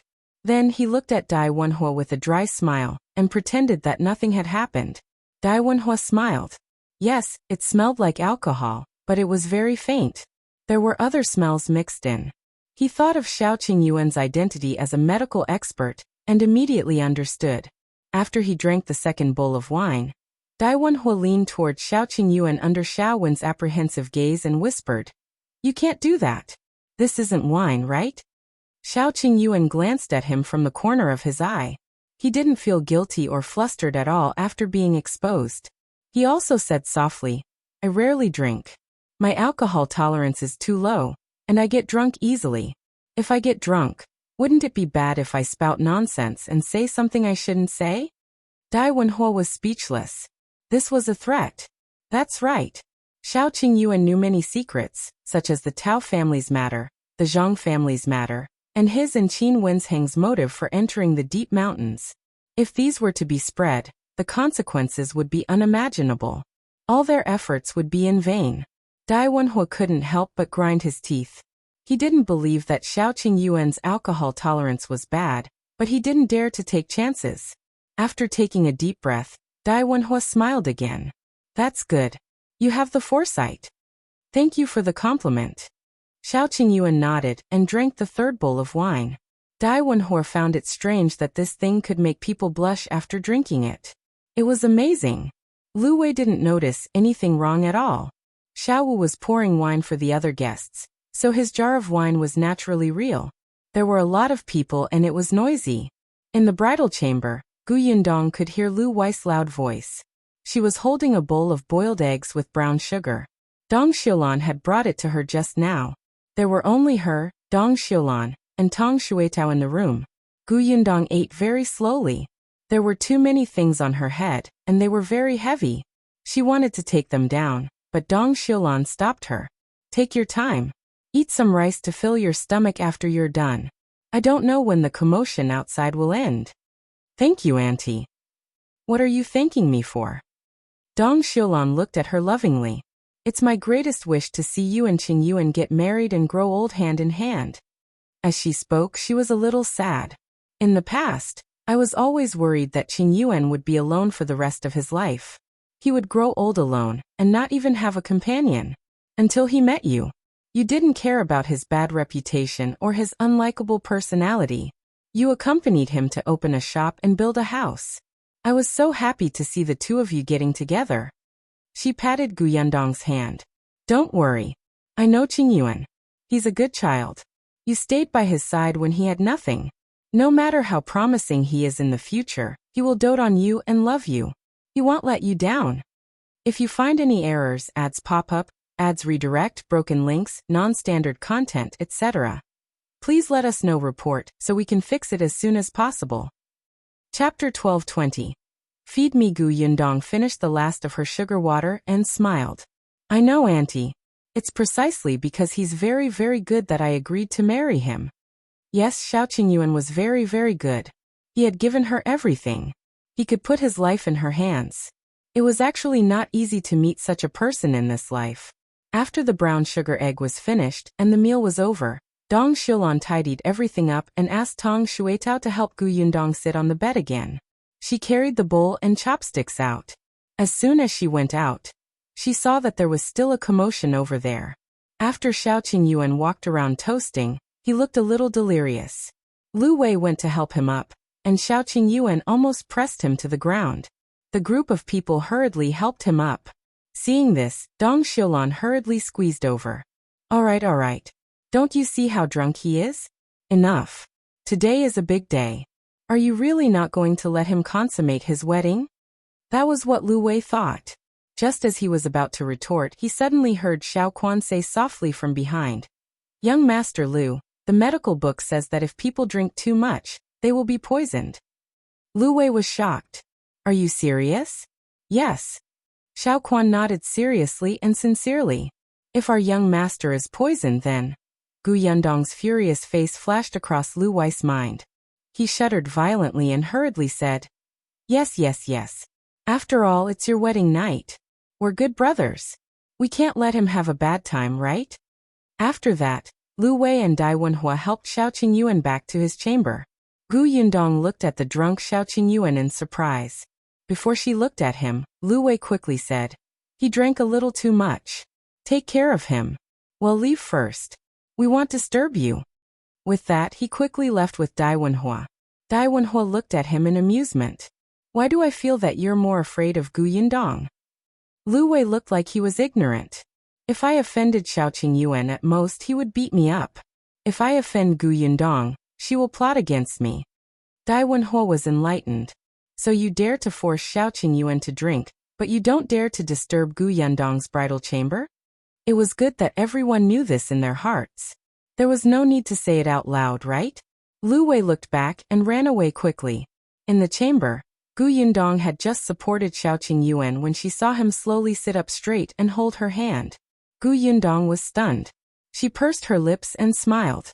I was wondering how you got drunk by Lu Wei. So you were lying to him. He wanted to ruin my wedding night. How can I let him have his way? Xiaoqing Yuan lowered his head, grabbed her hand and kissed it. He asked in a low voice, Have you eaten? Yes, Auntie Dong just sent some food over. As for you, you didn't eat much, right?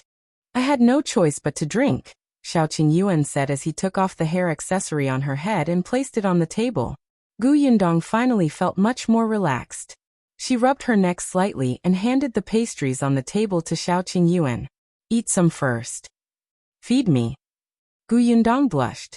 However, she fed him the pastries in the end. Xiaoqing Yuan looked at her as he ate. It's delicious. Then eat more. Gu Yundong felt uncomfortable under his gaze. She got up and went to get another pastry plate.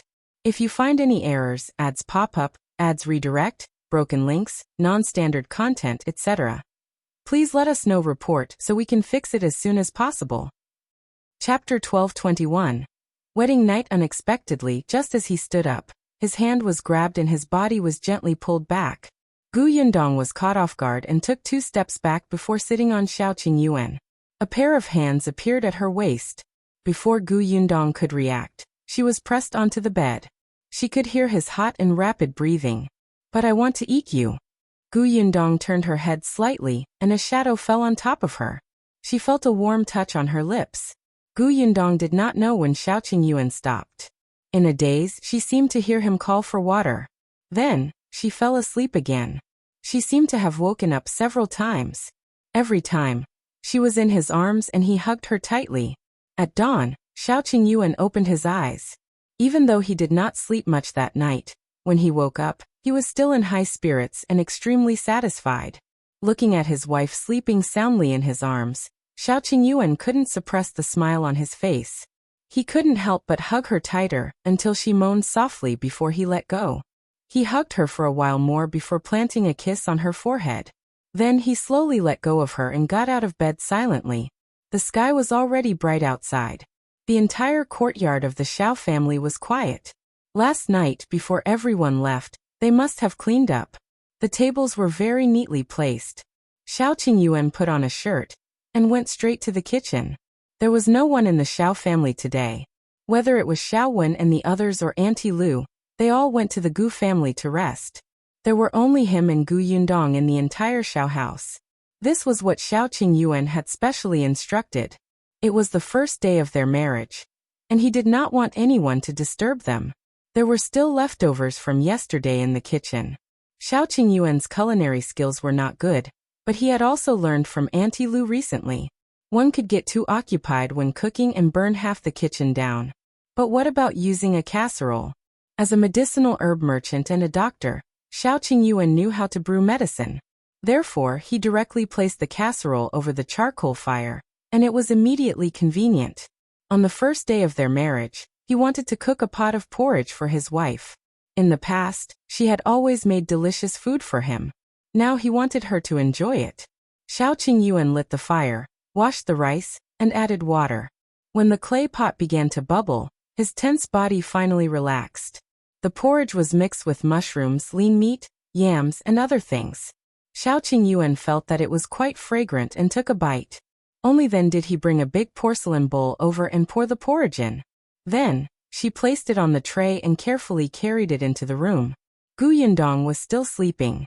She was so tired that she was curled up in the blanket. Xiaoqing Yuan walked to the edge of the bed, took off his shoes and lay down. He hugged her gently from behind and looked at her face quietly, as if he could never get enough of her. Now he had a wife and family. When he woke up this morning and saw her lying beside him, Xiaoqing Yuan felt unprecedented satisfaction. The body in his arms moved. Seeing that it was about time and the porridge was already cool, Xiaoqing Yuan lowered his head and kissed her. He said softly, "Get up and eat something first. Your stomach is starting to growl, okay?" Yundong opened her eyes slightly, still in a daze. Xiaoqing Yuan couldn't help but kiss her again. "I made porridge. Do you want to try it? If you find any errors, ads pop up, ads redirect, broken links, non-standard content, etc. Please let us know report so we can fix it as soon as possible." Chapter 12:22. Warm two-person world. Yundong was shocked and immediately sobered up. She blinked in a daze, as if she wanted to confirm if the person in front of him was serious. Xiaoqing Yuan was tempted and kissed her again. "Are you getting up?" Yundong nodded. Just as she was about to get up, she realized that she was only wearing her lingerie. She immediately blushed and slid back under the blanket. The crazy thing that happened last night suddenly flashed across her mind. For a moment, she didn't know how to face him.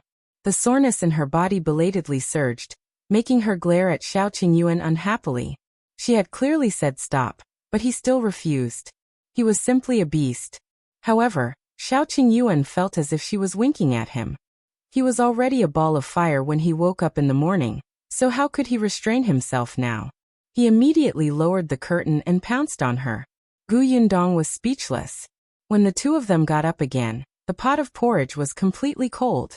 Gu Yundong lay motionless on the bed, and did not want to talk to Xiaoqing Yuan. The latter touched his nose and knew that he was in the wrong. He said softly, "I'll heat it up, all right?" "Umph." Xiaoqing Yuan carried the pot of porridge to the kitchen again. Gu Yundong lay on his back and looked at the bed curtains. She still felt a little surreal. She was really married to the man she loved. From now on, she would live with him and face all the suffering and happiness. Although this person was a little beastly in some aspects, Gu Yundong was still very happy. Xiaoqing Yuan brought the pot of porridge back in a hurry. After it was heated up, it was unknown if it was because his skills were not good, but the porridge was a little burnt. Xiaoqing Yuan frowned and sighed. "Forget it. I'll go find Auntie Lu." He was about to leave when Gu Yundong quickly stopped him. "No need. It smells good.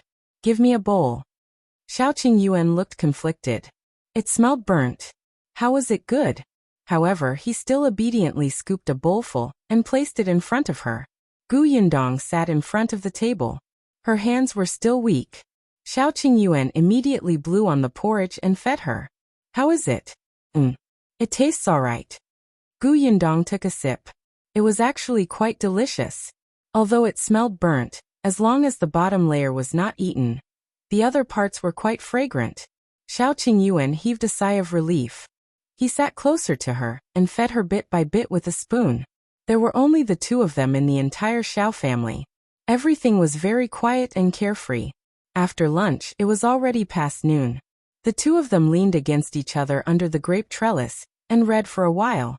Xiaoqing Yuan was holding a medical book, while Gu Yundong was holding a storybook. Occasionally, the voices of the villagers could be heard from next door. Now the area beside the Xiao family was no longer empty. On the right was the Zhang family, and on the left was a family who had built a house not long ago. At this moment, the woman in this family was scolding her son, who was playing everywhere. Gu Yundong found it interesting and could not help but narrow her eyes. Xiaoqing Yuan lowered his eyes and kissed the corner of her mouth. The two of them wandered for the entire afternoon. At night, Gu Yundong cooked noodles. Xiaoqing Yuan was especially satisfied. At night, he was full of energy and wanted to pull Gu Yundong along. However, on account of her first taste of human affairs and the fact that she was returning home tomorrow, he decided to rest early. The next morning, Gu Yundong was indeed much more energetic. If you find any errors, ads pop up, ads redirect, broken links, non-standard content, etc., please let us know report so we can fix it as soon as possible. Chapter 12:23. We're going to the capital too. The Xiao family and the Gu family were only a few steps apart, so after the two of them got up and tidied up, they knocked on the Gu family's door not long after. Gu Dajiang and Madame Yang had been waiting for a long time. When they saw Gu Yundong, their eyes couldn't help but sting. Although she had only been married for a day, it was still very uncomfortable to suddenly have one less person in the family. The children, in particular, pulled her along and started chatting. Gu Yundong was dragged away by her younger siblings while Xiaoqing Yuan chatted with his father-in-law and the rest. The atmosphere was rather harmonious.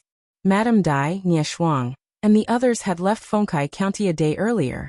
Lu Wei and the others had also returned to the county.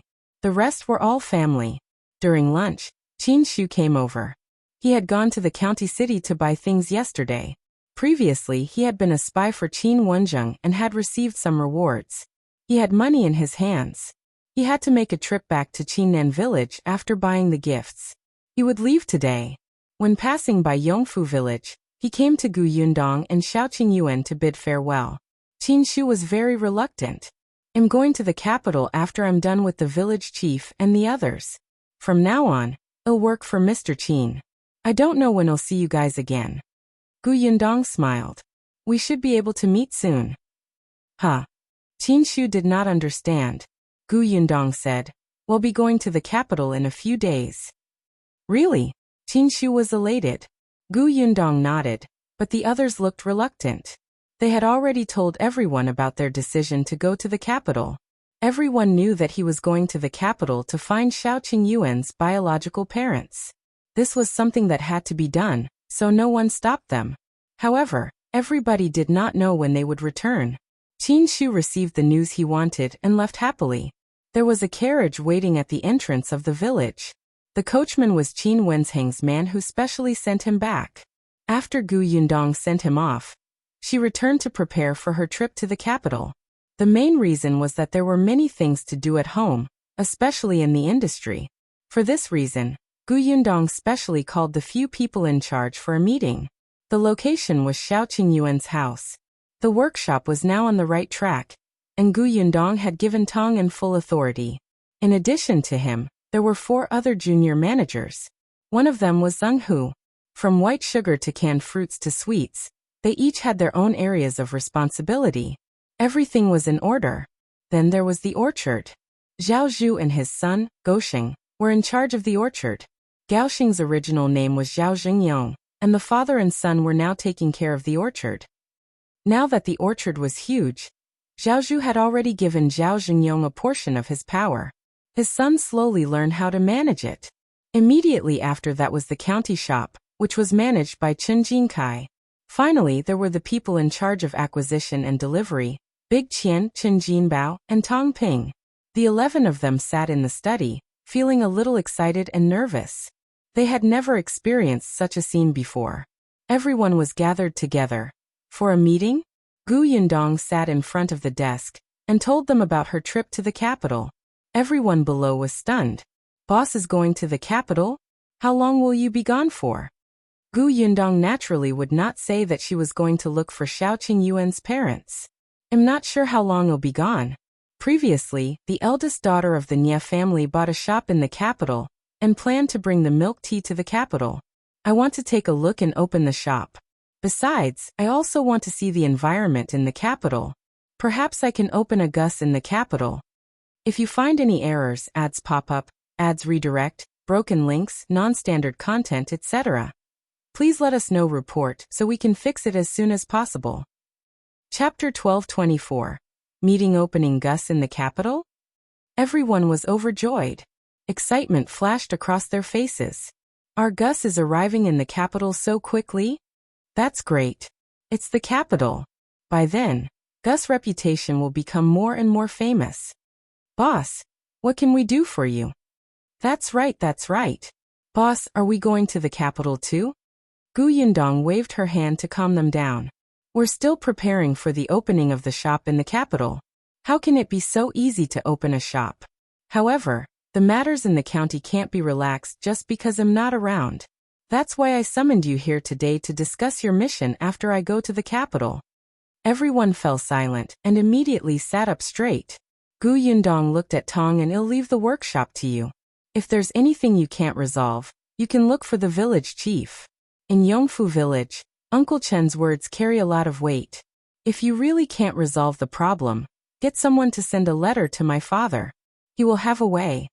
Tong'an nodded solemnly. Yes, Mississippi, he said in an exceptionally serious tone. Tong'an will definitely not let Miss down. Gu Yundong then said to the 4 junior managers, each of you is responsible for a job, so you have a huge responsibility. For food producers, the most important thing is to be clean. I don't want the workshop to be dirty and messy, and I don't want to follow in the footsteps of the Zhang family. Boss, don't worry. We won't do anything heartless. Gu Yundong nodded and then looked at Zhou and his son. I'll leave the orchard to you. There are many fruit trees planted this year. You can recruit more people when picking the fruits. Don't let the fruits rot in the ground.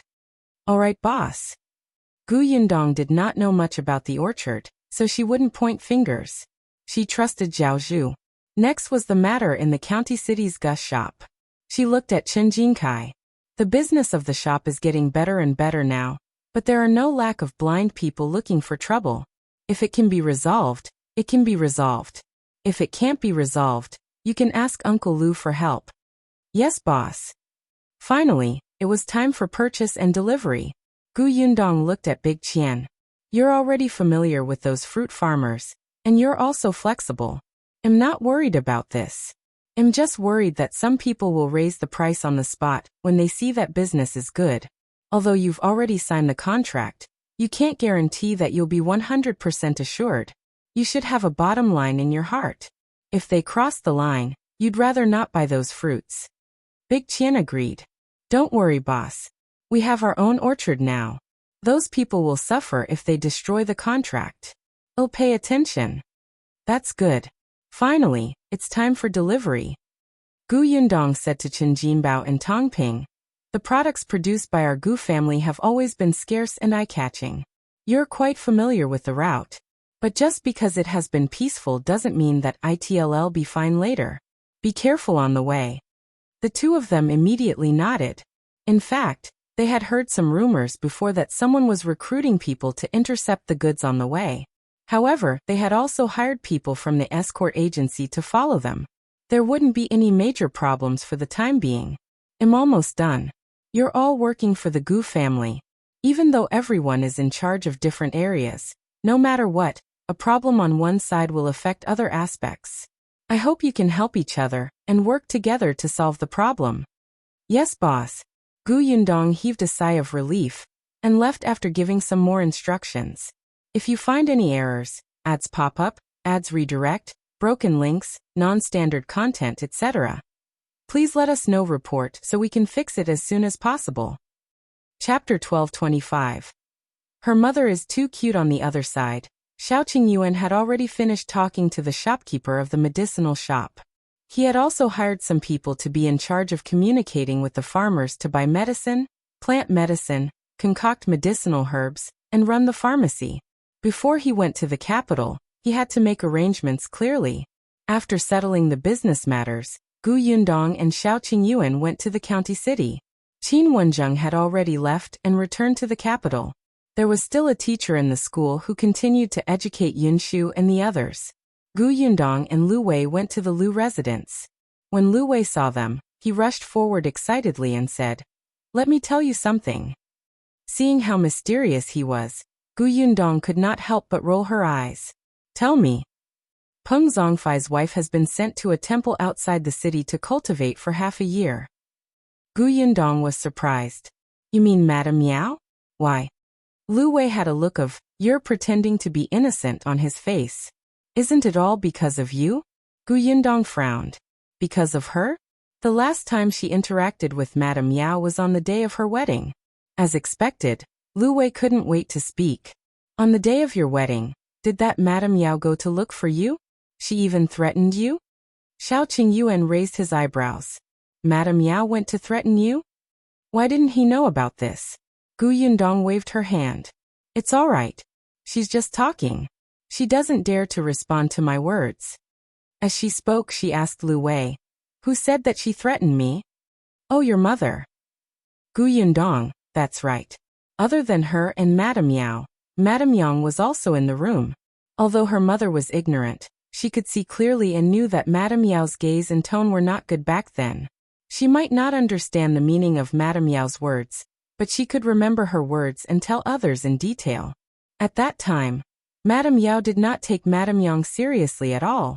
Who knew that she would fall into her hands? After Madame Yang sent Gu Yundong off to get married, she was listless. It was only when she saw Madame Miao hurriedly find Peng Zhongfei and was about to leave the Gu family that she suddenly remembered Madame Miao's hostile expression towards Gu Yundong in the new room. She rushed over, looking like she wanted to settle scores with Madame Miao. Peng Zhongfei happened to be nearby and instantly heard most of Madame Yang's words. He was so angry that he was about to explode. All right, he knew he shouldn't have brought Madame Miao out of the door. This incompetent woman only knew how to drag him down.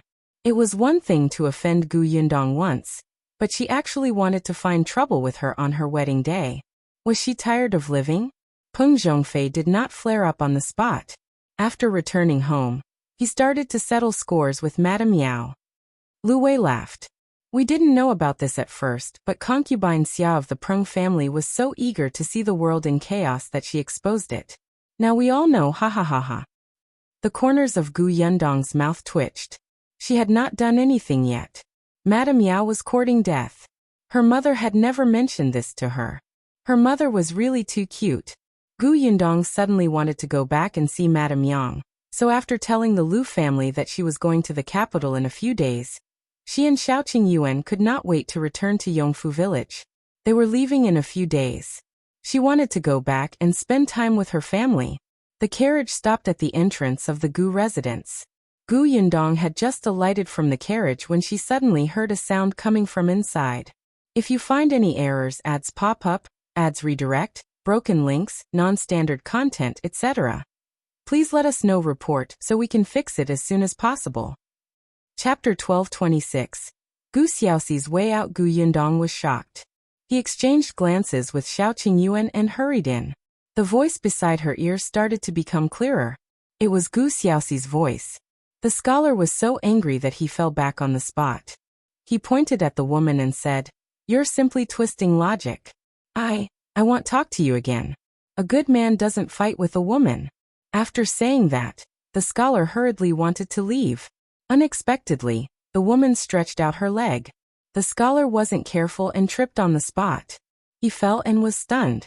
His face turned red and he cried. Ha ha ha ha ha ha. A burst of laughter rang out. Gu Yundong had already walked to the door of the central room and could see the situation inside clearly. Her uncle stood in the middle of the central room and was telling a story vividly. He was beaming with joy and his hands and feet were waving. As for Chang Yaya, Madame Yang, eldest aunt, Bian Han Gu Dajiang, little Kiki, and the others, they surrounded him and applauded. Gu Yundong turned her head helplessly and looked at Xiaoqing Yuan. I thought something had happened. Gu Dajiang faced the door and was the first to see them. He quickly called them in. You're back. Did everything go smoothly? Everything went well. Gu Yundong walked in and sat beside Madame Yang, holding her hand. Madame Yang was stunned for a moment before she grabbed her hand and smiled until her eyes narrowed. Gu Yundong asked, "What are you doing?" "Your uncle is telling a story," Chang Yaya said. Today, when the baby moved, he started talking to the child. As he talked, it became storytelling. She did not expect things to develop like this. Initially, she was the only one listening. Later, the entire family came to listen, and all of them listened with relish. It made her not know whether to laugh or cry. Gu Yundong was surprised. Uncle is so good? Gu Xiaoxi chuckled. On the other hand, Chang Yaya said with a speechless expression, "You don't know this, but ever since he heard a story in the prefectural city, he fell in love with it. The few times he went to the county city and passed by the tea house, he would stop and stand outside to listen. Once, he was so engrossed in listening that he almost missed the time when the city gate closed." Gu Yundong really did not know about this. She did not expect her uncle to like this. Xiaoqing Yuan, who was standing behind her, suddenly said, "If little uncle is interested, you can go to the tea house to be a storyteller. When I heard little uncle tell the story just now, it was actually not inferior to those storytellers." Xiaoqing Yuan was right. When Gu Xiaoxi told the story, he was simply engrossed in it. His tone was cadenced, and it sounded very picturesque. Of course, he was slightly inferior to the experienced storytellers in the prefectural city, but he was as good as the tea house storytellers in the county city. The only thing he was lacking in was probably his lack of confidence. Gu Xiaoxi was only so open in front of his family. If they were in a tea house, he would probably feel restrained and uncomfortable. Furthermore, there would occasionally be unexpected situations in the tea house, and Gu Xiaoxi didn't have the ability to deal with them. But these could be trained. When Gu Xiaoxi heard that he was going to be a storyteller, he immediately waved his hand and shook his head. No. With my lousy skills, I can only tell stories to my child. How can I have the ability to go to a tea house to tell stories? I don't want to ruin other people's business when the time comes. No. I'll just farm at home." He didn't dare. He was timid. Usually, even if he went to listen to stories, he would stand at the door and listen.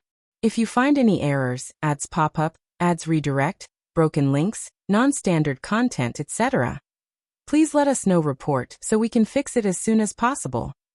Chapter 1227. Just do it. However, Gu Yundong's eyes lit up when she heard that. Sure. It's rare for younger uncle to like something. Why can't he give it a try? Although being a storyteller can't compare to doing business by himself or focusing on craftsmanship, he can get a basic salary. Occasionally, if the story is good, he can even be rewarded when he meets generous customers. Most importantly, little uncle liked it. Uncle, you're not confident now, but you'll be fine after training for a while. Moreover, you can read and speak loudly.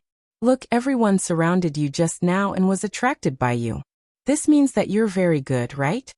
The others nodded repeatedly. Kiki clapped until her hands turned red. It's great, it's great. It's just slightly worse than my elder sister's. It's better than everybody else's. The young lady liked it the most when her elder sister told her bedtime stories in the past. She still remembered it now. In the future, when the younger brother in her aunt's stomach was born, she would tell him. Gu Dajang agreed. It's indeed not bad. It's already very impressive to be able to memorize everything after hearing it once. Chang Yaya also thought it was a good idea. And every time you tell a story, your eyes shine.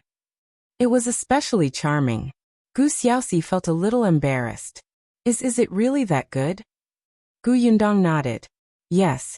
If you're worried that you won't be able to speak in front of those guests, you can find a place to experiment first. She lowered her eyes and thought for a while. Suddenly, she clapped her hands. How about this? We can try it in our village first. Uncle knows almost all the villagers in Yongfu village. When the time comes, we can organize everyone to go to the grain sunning field in the evening. Tell everyone a story. Tell them what you heard in the county city. Anyway, it's free. Everyone will definitely like to hear it. Xiao Yuan also said, the weather isn't too cold now, and everyone is willing to go out. Uncle shouldn't be afraid in front of people he knows, right? Gu Xiaoxi thought for a moment. Then there's really nothing to be afraid of. He was even eager to give it a try. Gu Dafeng stood up. Let's go and find the village chief now. We'll start tonight. Gu Xiaoxi let out a ha. Then he was pulled away by Gu Dafeng. The people in the room looked at each other, and then laughed. Chang Yaya was actually quite happy. Although she felt that Gu Xiaoxi's farming was quite good, he was too tired. Every day, she would watch him return home after a day of work, but the results were average. Her heart ached. In particular, Gu Xiaoxi's sister and brother's lives were getting better and better. This was actually quite stimulating. He also wanted to work hard to catch up. He didn't want to drag them down. He also wanted to live a good life for his unborn child. However, he did not want to completely rely on eldest sister and second brother. He wanted to rely on his own ability. However, no matter how he thought about it, he only knew how to farm. These days, Chang Yaya would sometimes see him reveal a very confused expression. Now that he had found a job that he liked, that was the most gratifying thing for her. Not long after, Gu Dafeng returned. Gu Xiaoxi's face was filled with excitement. The village chief has agreed. He is very supportive. He said that everyone is living a good life now. Some people have nothing to do at night and start to quarrel with others. Recently, the village chief has gone to several families to stop the fight. He's exhausted. Now that they can listen to books, these people can finally stop. If you find any errors, ads pop up, ads redirect, broken links, non-standard content, etc., please let us know report so we can fix it as soon as possible. Chapter 12:28. Success. Everyone laughed when they heard that. In the evening, the drying field was indeed filled with people. Most of them brought stools over, and some even brought food. It looked even more lively than a banquet. All of them were extremely excited. I've never heard a storyteller telling a story before. This time, I finally have a chance to listen. That's right.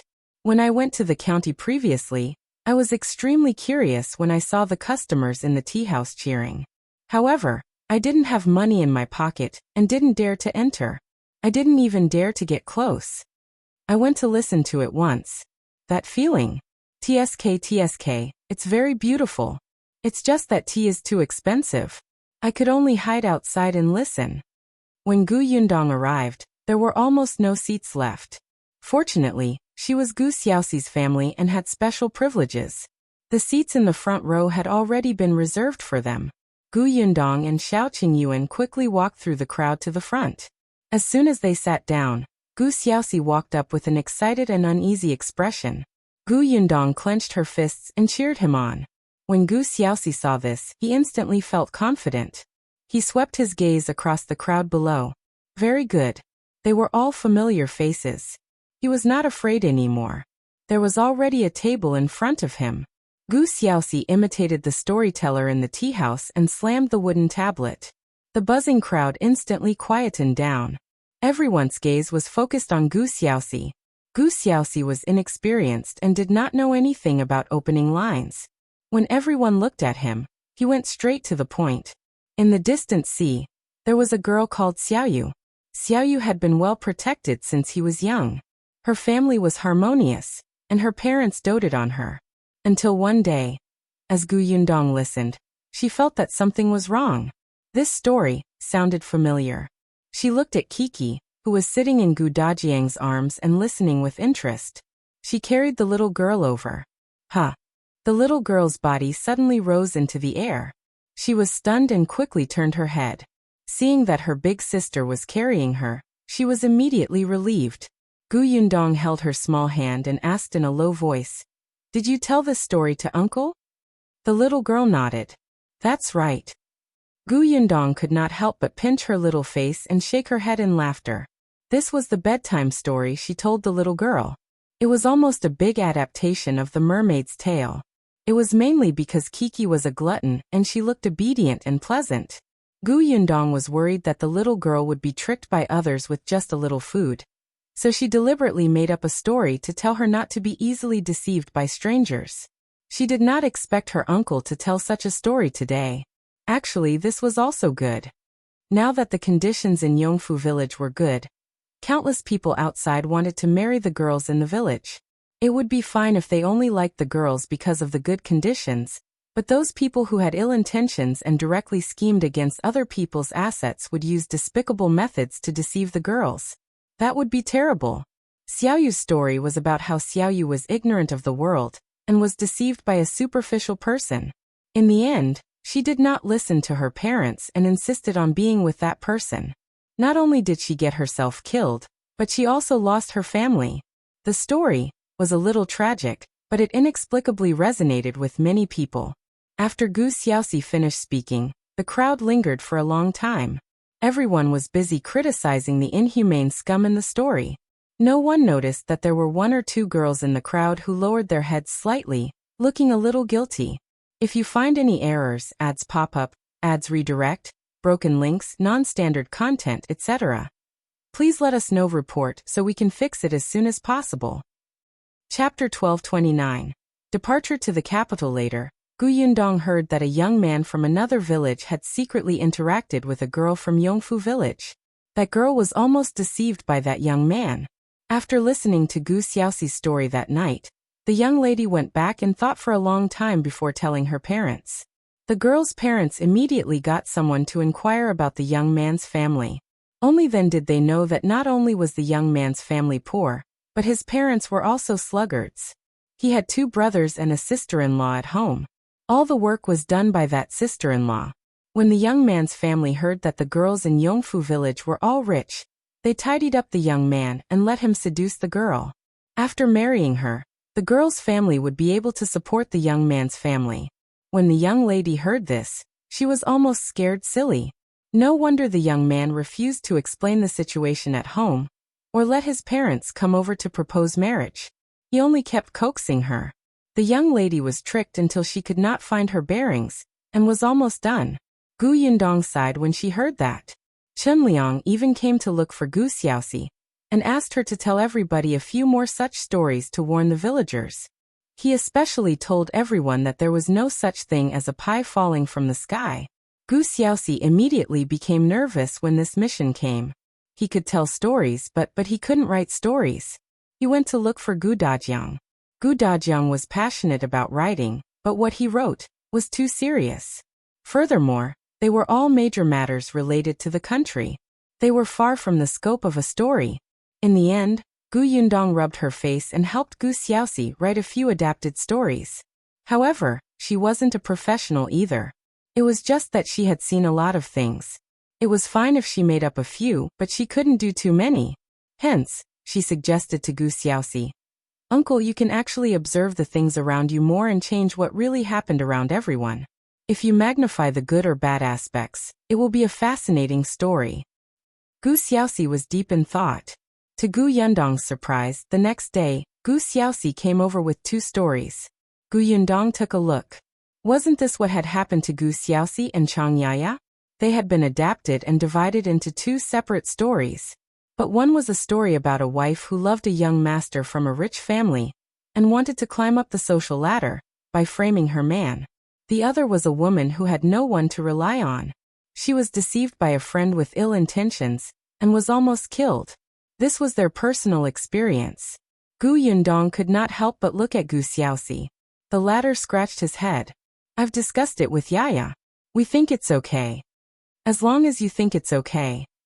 Perhaps because he had experienced it personally, Gu Xiaoxi was especially engrossed in telling these two stories. The response from the villagers that day was simply enthusiastic. Gu Xiaoxi became more and more enthusiastic about storytelling. Not only that, but he also collected the events around him and edited them into storybooks. 5 days later, Gu Yundong brought Gu Xiaoxi to Jinxiu restaurant in the county. The Jinxiu restaurant did not have a storyteller, but it was fine to add one at the last minute. Anyway, Gu Xiaoxi was there to train his courage. It was free. After that, Gu Yundong did not care anymore. She and Xiaoqing Yuan finally decided to set off to the capital to find his background. This time, the two of them traveled light. Gu Yundong brought Tong Shuitao, while Xiaoqing Yuan brought Xiaowen. The four of them bade farewell to the Gu family and quickly left Yongfu village. If you find any errors, ads pop up, ads redirect, broken links, non-standard content, etc., please let us know. Report so we can fix it as soon as possible. Chapter 1230. 3 days to arrive. Gu Yundong returned to the prefectural city first. Nie Shuang bought a shop in the capital and was about to open it. They still had to discuss some details. On the prefecture magistrate side, it had been exactly half a year since the vaccination. Xiaoqing Yuan had to bring the bill and the number of people who had participated in the vaccination to the capital. He also had to report the situation in the Xuanhe prefecture. There was also the shop in the prefecture capital. There was no problem with Gus. The shopkeepers and waiters were all familiar with it. If they encountered any difficulties, it would be easy to find someone to help. As for the milk tea shop, she had arranged for 2 female employees. Lan Huar had just been diagnosed with pregnancy not long ago, so Gu Yundong let her rest at home. After giving birth, it was up to them to decide if she wanted to continue working. Su Qing and Zhuangzi were also married. Not long after they got married, the two of them were very happy. The two of them did not have to worry. With Madame Dai and Nie Shuang around, they would not suffer any grievances. Gu Yundong went back after taking a look. After giving instructions in the prefectural city, the four of them left the Xuanhe prefecture. To go to the capital, they had to pass through Wanqing prefecture first. Coincidentally, Gu Yundong had not been to Wanqing prefecture since she came back last year. She did not know how Uncle Yes grocery store was doing. Although they had exchanged letters previously, they could not say too much. There were 4 people on 1 carriage and 2 horses. If the carriage was not comfortable, they could ride horses. It was quite comfortable. Gu Yundong sat in the carriage and ate. She leaned half of her body against Xiaoqing Yuan and looked at the scenery outside the window. When she fled to the Xuanhe prefecture, this place was still desolate. Now it was completely different. The new emperor had indeed done many things when he ascended the throne. Miss, there's a river over there. Let's rest here and eat something. Tong Shuitao's voice came from outside. Gu Yundong sat up straight and her body stiffened. Xiaoqing Yuan held her back and rubbed it hard. Are you feeling better? Gu Yundong nodded and stretched her back. You really can't slack off. If you become lazy, you won't be able to sit in the carriage for a few days. All the bones in your body seem to be stiff. She got out of the carriage and took a deep breath. She instantly felt refreshed. Tong Shuitao had already taken a small pot from the back of the carriage to get water. Xiaowen was also picking firewood nearby. Gu Yundong looked around. Where are we now? How long until we reach Wanqing prefecture? Xiaoqing Yuan tied her sleeve and replied. At this speed, we will reach Wanqing prefecture in about 3 days. That's good. The carriage makes me uncomfortable all over. Xiaoqing Yuan smiled and said. We'll set off later on horseback. When we reach Wanqing prefecture, we can take a boat to the capital. It's faster to travel by water and it'll be more comfortable to take a big ship. That was true. At the very least, she would not be stiffened. If she wanted to stand up, she could only get out of the carriage. As she spoke, Tong Shuitao had already taken out the ingredients and was preparing to set up the small stove. Miss, do we still have any hot sauce? I think we've finished the jar from before. Yes, I'll go get it. Gu Yundong quickly turned around and entered the carriage. She looked through it and found out that they actually finished the few jars she had brought along. She had made this spicy sauce. It was filled with oil, and it was especially fragrant with porridge and rice. The four of them would open one jar every few days to eat. Now that the last bottle was gone, she could only take out 2 bottles from her space. Just as she was about to take them down, she suddenly heard a commotion. If you find any errors, ads pop up, ads redirect, broken links, non-standard content, etc., please let us know report so we can fix it as soon as possible. Chapter 1231. Something missing. Gu Yundong was stunned. She was still in the carriage, but she had already lifted the curtain and looked out. Then she realized that a convoy was walking over. They stopped not far away. It seemed that they were also planning to rest. Xiaoxi Yuan, who was outside the carriage, also looked at the convoy. It looked like a caravan transporting goods. There were 6 carriages in the entire convoy. The carriages were filled with large boxes and sacks. She did not know what they were. There were a total of 14 to 15 people, all of whom were tall and strong men. They also saw Xiaoqing Yuan and the others. Seeing their clothes, they could roughly guess that the newly married couple was on a long trip. The leader came over to greet Xiaoqing Yuan. Little brother, we're a caravan transporting goods to Qingan Prefecture. We're here to rest for a while. It's rare for us to be fated. Little brother, where are you going? To Wanqing Prefecture. What a coincidence. We came from Wanqing Prefecture. This place is not far from Wanqing Prefecture. Where did you come from? Xiaoqing Yuan felt that this person was a little annoying. Why did he ask so many questions? Everyone should just keep a distance from each other and not disturb each other. Couldn't they just go their separate ways after eating? Therefore, he only said coldly, "We're going to have lunch." When the leader saw this, he understood and did not ask further. He returned to his convoy. Someone immediately surrounded him and asked, "Boss, what's his background?" He said that he's going to Wanqing Prefecture. He's not willing to say anything else. The leader waved his hand. Forget it. It's fine if he doesn't want to talk. Let's not interact much. Be vigilant and leave after eating. All right, I'll go get water. The 2 parties did their own things and did not disturb each other. It was just, the convoy was eating dry rations and pancakes with water, and Gu Yundong's team was eating hot pot? Yes, hot pot. Before they came, Gu Yundong had stir-fried the base of the hot pot. Now that the water was boiled, the hot pot base melted with a little water. They had also bought some meat and vegetables from the county city they had passed last night. Now that everybody was hot and cooked, it was directly covered in hot sauce. It was simply delicious. The rich taste of the hot pot made the convoy swallow their saliva. Looking at the dry rations in their hands, they could not eat anymore. Are these people really on a trip? They're not here for an outing? The leader also felt that they were here for an outing.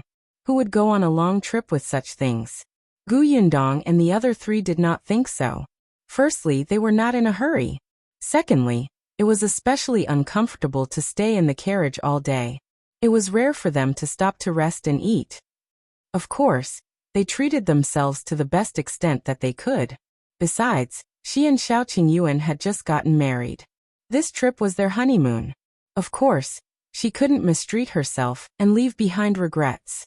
Therefore, when she suddenly mentioned that she wanted to eat hot pot last night, the 4 of them immediately started to buy ingredients and prepared them. The people on the convoy's side became even more disoriented. They sniffed hard, regretting stopping at this place to suffer such a critical hit. After Gu Yundong finished eating, she poured a glass of water in satisfaction and slowly drank it. Then, she watched comfortably as Xiaoqing Yuan put out the fire and brought her some fruits from the carriage. However, just as she finished half a glass of water and ate 2 dates, a loud cry suddenly came from the convoy. It's gone. If you find any errors, ads pop up, ads redirect, broken links, non-standard content, etc., Please let us know report so we can fix it as soon as possible. Chapter 1232. That person jumped up and run Gu Yundong, and the others subconsciously looked at the convoy. Everyone in the convoy stood up and looked nervously at the person who had spoken. What's missing? That person looked anxious. Half of the big bag of steamed buns I bought last night is gone. Also, my 2 clothes are gone, and the water in the container is gone. The people in the convoy were stunned. That's all. Could you have forgotten where you left them? Did you eat the steamed buns yourself? That person panicked. I didn't. They're really missing. I originally planned to eat them tonight. I still have pancakes. Why would I eat steamed buns? This time, I brought 2 sets of clothes for changing. Now I'm wearing 1 set. The remaining set is gone, and the jacket I used to sleep with is also gone. The others looked at each other. The leader frowned. They shouldn't have disappeared for no reason. Everyone look around and see if they're mixed up elsewhere. He couldn't have met a thief, right? Which thief would be so stupid as to steal food, drinks, and clothes instead of these valuable goods? The leader waved his hand, and the others immediately moved. However, just as they started looking on the first carriage, a person suddenly jumped out from behind the last carriage and ran into the forest in front without looking back. It was probably too sudden. The people in the convoy were stunned. The next moment, they heard the man who had lost something shout, "Hey, my clothes. He's wearing my jacket." As soon as he finished speaking, the man quickly chased after him. The others ran forward one after another. The leader frowned and shouted, "Just 2 people will chase after them. The rest of you stay here on guard." The people who were running forward suddenly realized that there were still several carriages of their goods here. How could they all leave? They returned to the convoy and saw the steamed buns that fell beside the last carriage. They squatted down and picked them up one by one. Was that guy a beggar who came from somewhere? He hadn't eaten for a few days, so he came to our convoy to steal some food? Looking at the current situation, that seemed to be the case, but the leader was cautious. He instructed the few of them. See if there's anything wrong with the goods. We'll see if they catch up to them. Yes. The others began to check. Not far away, Gu Yundong and Xiaoqing Yuan looked at each other and quietly continued walking by the river to digest their food. There seemed to be nothing else missing from the convoy. After a while, the 2 pursuers returned. However, they were the only ones who returned. The leader asked, "You didn't catch up?" "We followed him to the river on the other side of the forest. There's a bamboo raft parked on the shore. That person ran far away with a bamboo pole. We couldn't catch up." "Boss, are we missing anything?" "No." The leader frowned. "There are only 2 pieces of your clothes missing." The man who had lost his clothes sighed with a frown. However, it was a good thing that the goods weren't missing. However, the leader felt that it was not appropriate to complicate matters, so he called for everyone to stop resting and leave quickly. They didn't speak to Xiaoqing Yuan and the others anymore. They hurriedly packed up, and the convoy quickly left. The lively lakeside instantly fell silent. Tong Shuitao went to Gu Yundong's side. "Miss, what do you think happened just now?" "I don't know. Anyway, it's none of our business. We'll leave later too. If you find any errors, ads pop up, ads redirect, broken links, non-standard content, etc., please let us know report so we can fix it as soon as possible." Chapter 1233. It's actually an acquaintance. Tong Shuitao and Xiaowen washed the pots and bowls and placed them in the carriage. Gu Yundong had eaten too much just now. After walking for a while, she felt much better. Just as she was about to get into the carriage and leave, a person suddenly rushed out of the forest. Gu Yundong and the others were stunned. Wasn't this the person who had escaped just now?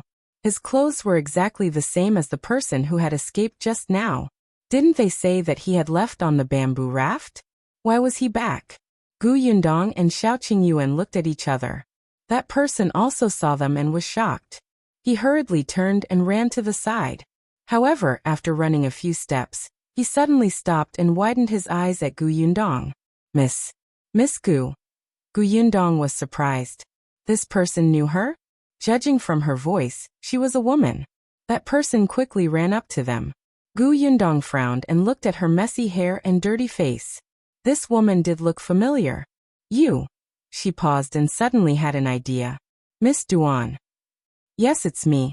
As if she had met her family, Duan burst into tears. Gu Yundong suddenly did not know what to do. She quickly handed her a handkerchief. You don't cry yet. What happened? Why didn't you stay in Wanqing Prefecture? Why did you come here? Where's your elder brother? How did you end up like this? At first, Gu Yundong's impression of Duan was average. She was a rather proud young lady who would always be superior to others. It was difficult to talk to her. However, later on she seemed to be sensible. After knowing that Gu Yundong was not to be trifled with, she immediately restrained the thorns on her body and kept quiet.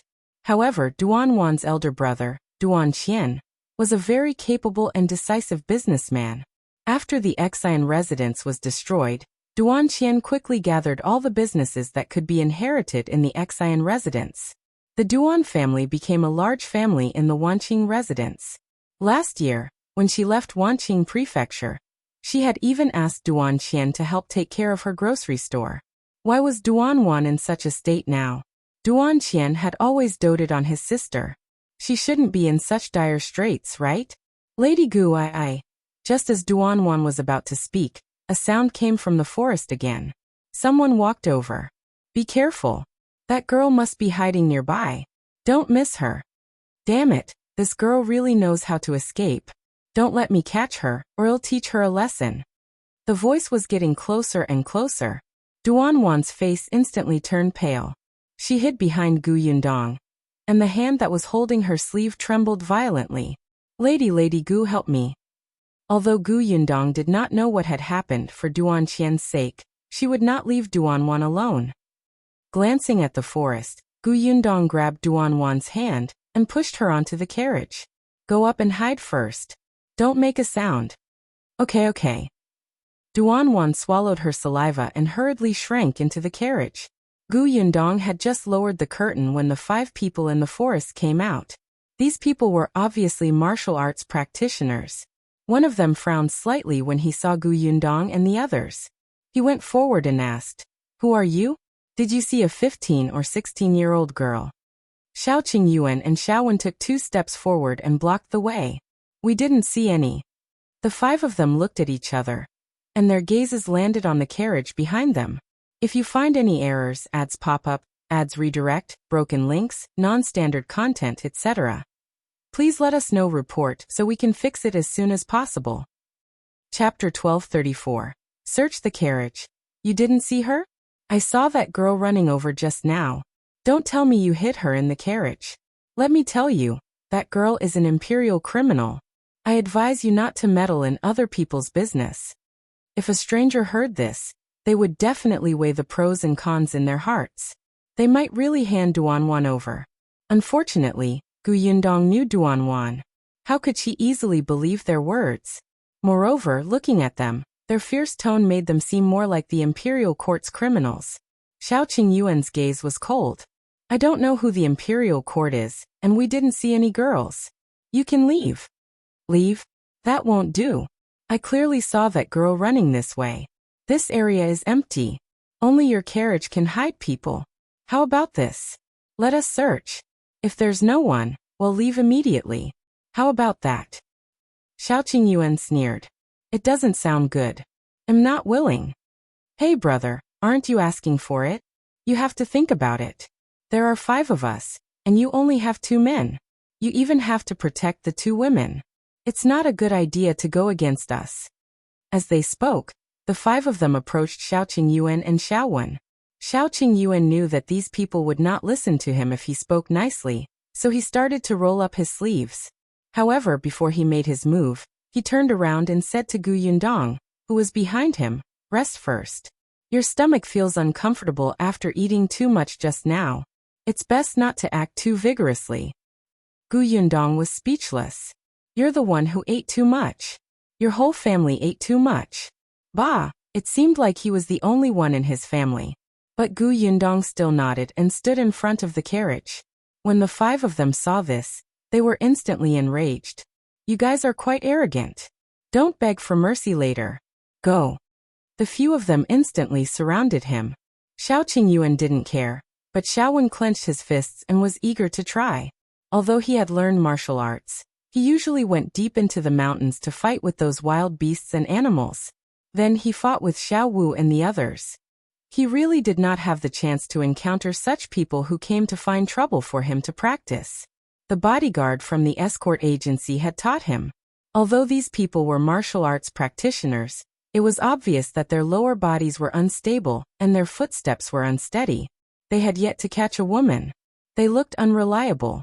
Therefore, even if Xiaowen thought that his skills were average, he would definitely have no problem dealing with them. Therefore, as soon as those people rushed up, Xiaowen went up to them. 3 people immediately surrounded Xiaoqing Yuan. The 3 of them held knives and sticks in their hands and attacked him without saying a word. Duanwan, who was hiding in the carriage, looked at the scene outside through the gap in the curtain and instantly held her breath. She asked Gu Yundong, who was standing beside the carriage, in a trembling voice, Will it be okay? It's fine. Just stay inside and don't make a sound. Okay. As soon as she finished speaking, Xiaoqing Yuan kicked the first person who approached. Then he turned around and avoided the second knife in his hand. He raised his hand and slashed at the back of the enemy's neck, knocking him to the ground. The third person hit the back of his head with a stick. Xiaoqing Yuan seemed to have eyes behind him. He tilted his body slightly. After dodging, he turned around and grabbed the stick in his hand. He pulled it forward fiercely. The next moment, his left hand formed a fist and hit his stomach heavily. In the blink of an eye, the 3 of them fell to the ground. On Xiaowen's side, he had already knocked down one person and started to deal with the second person.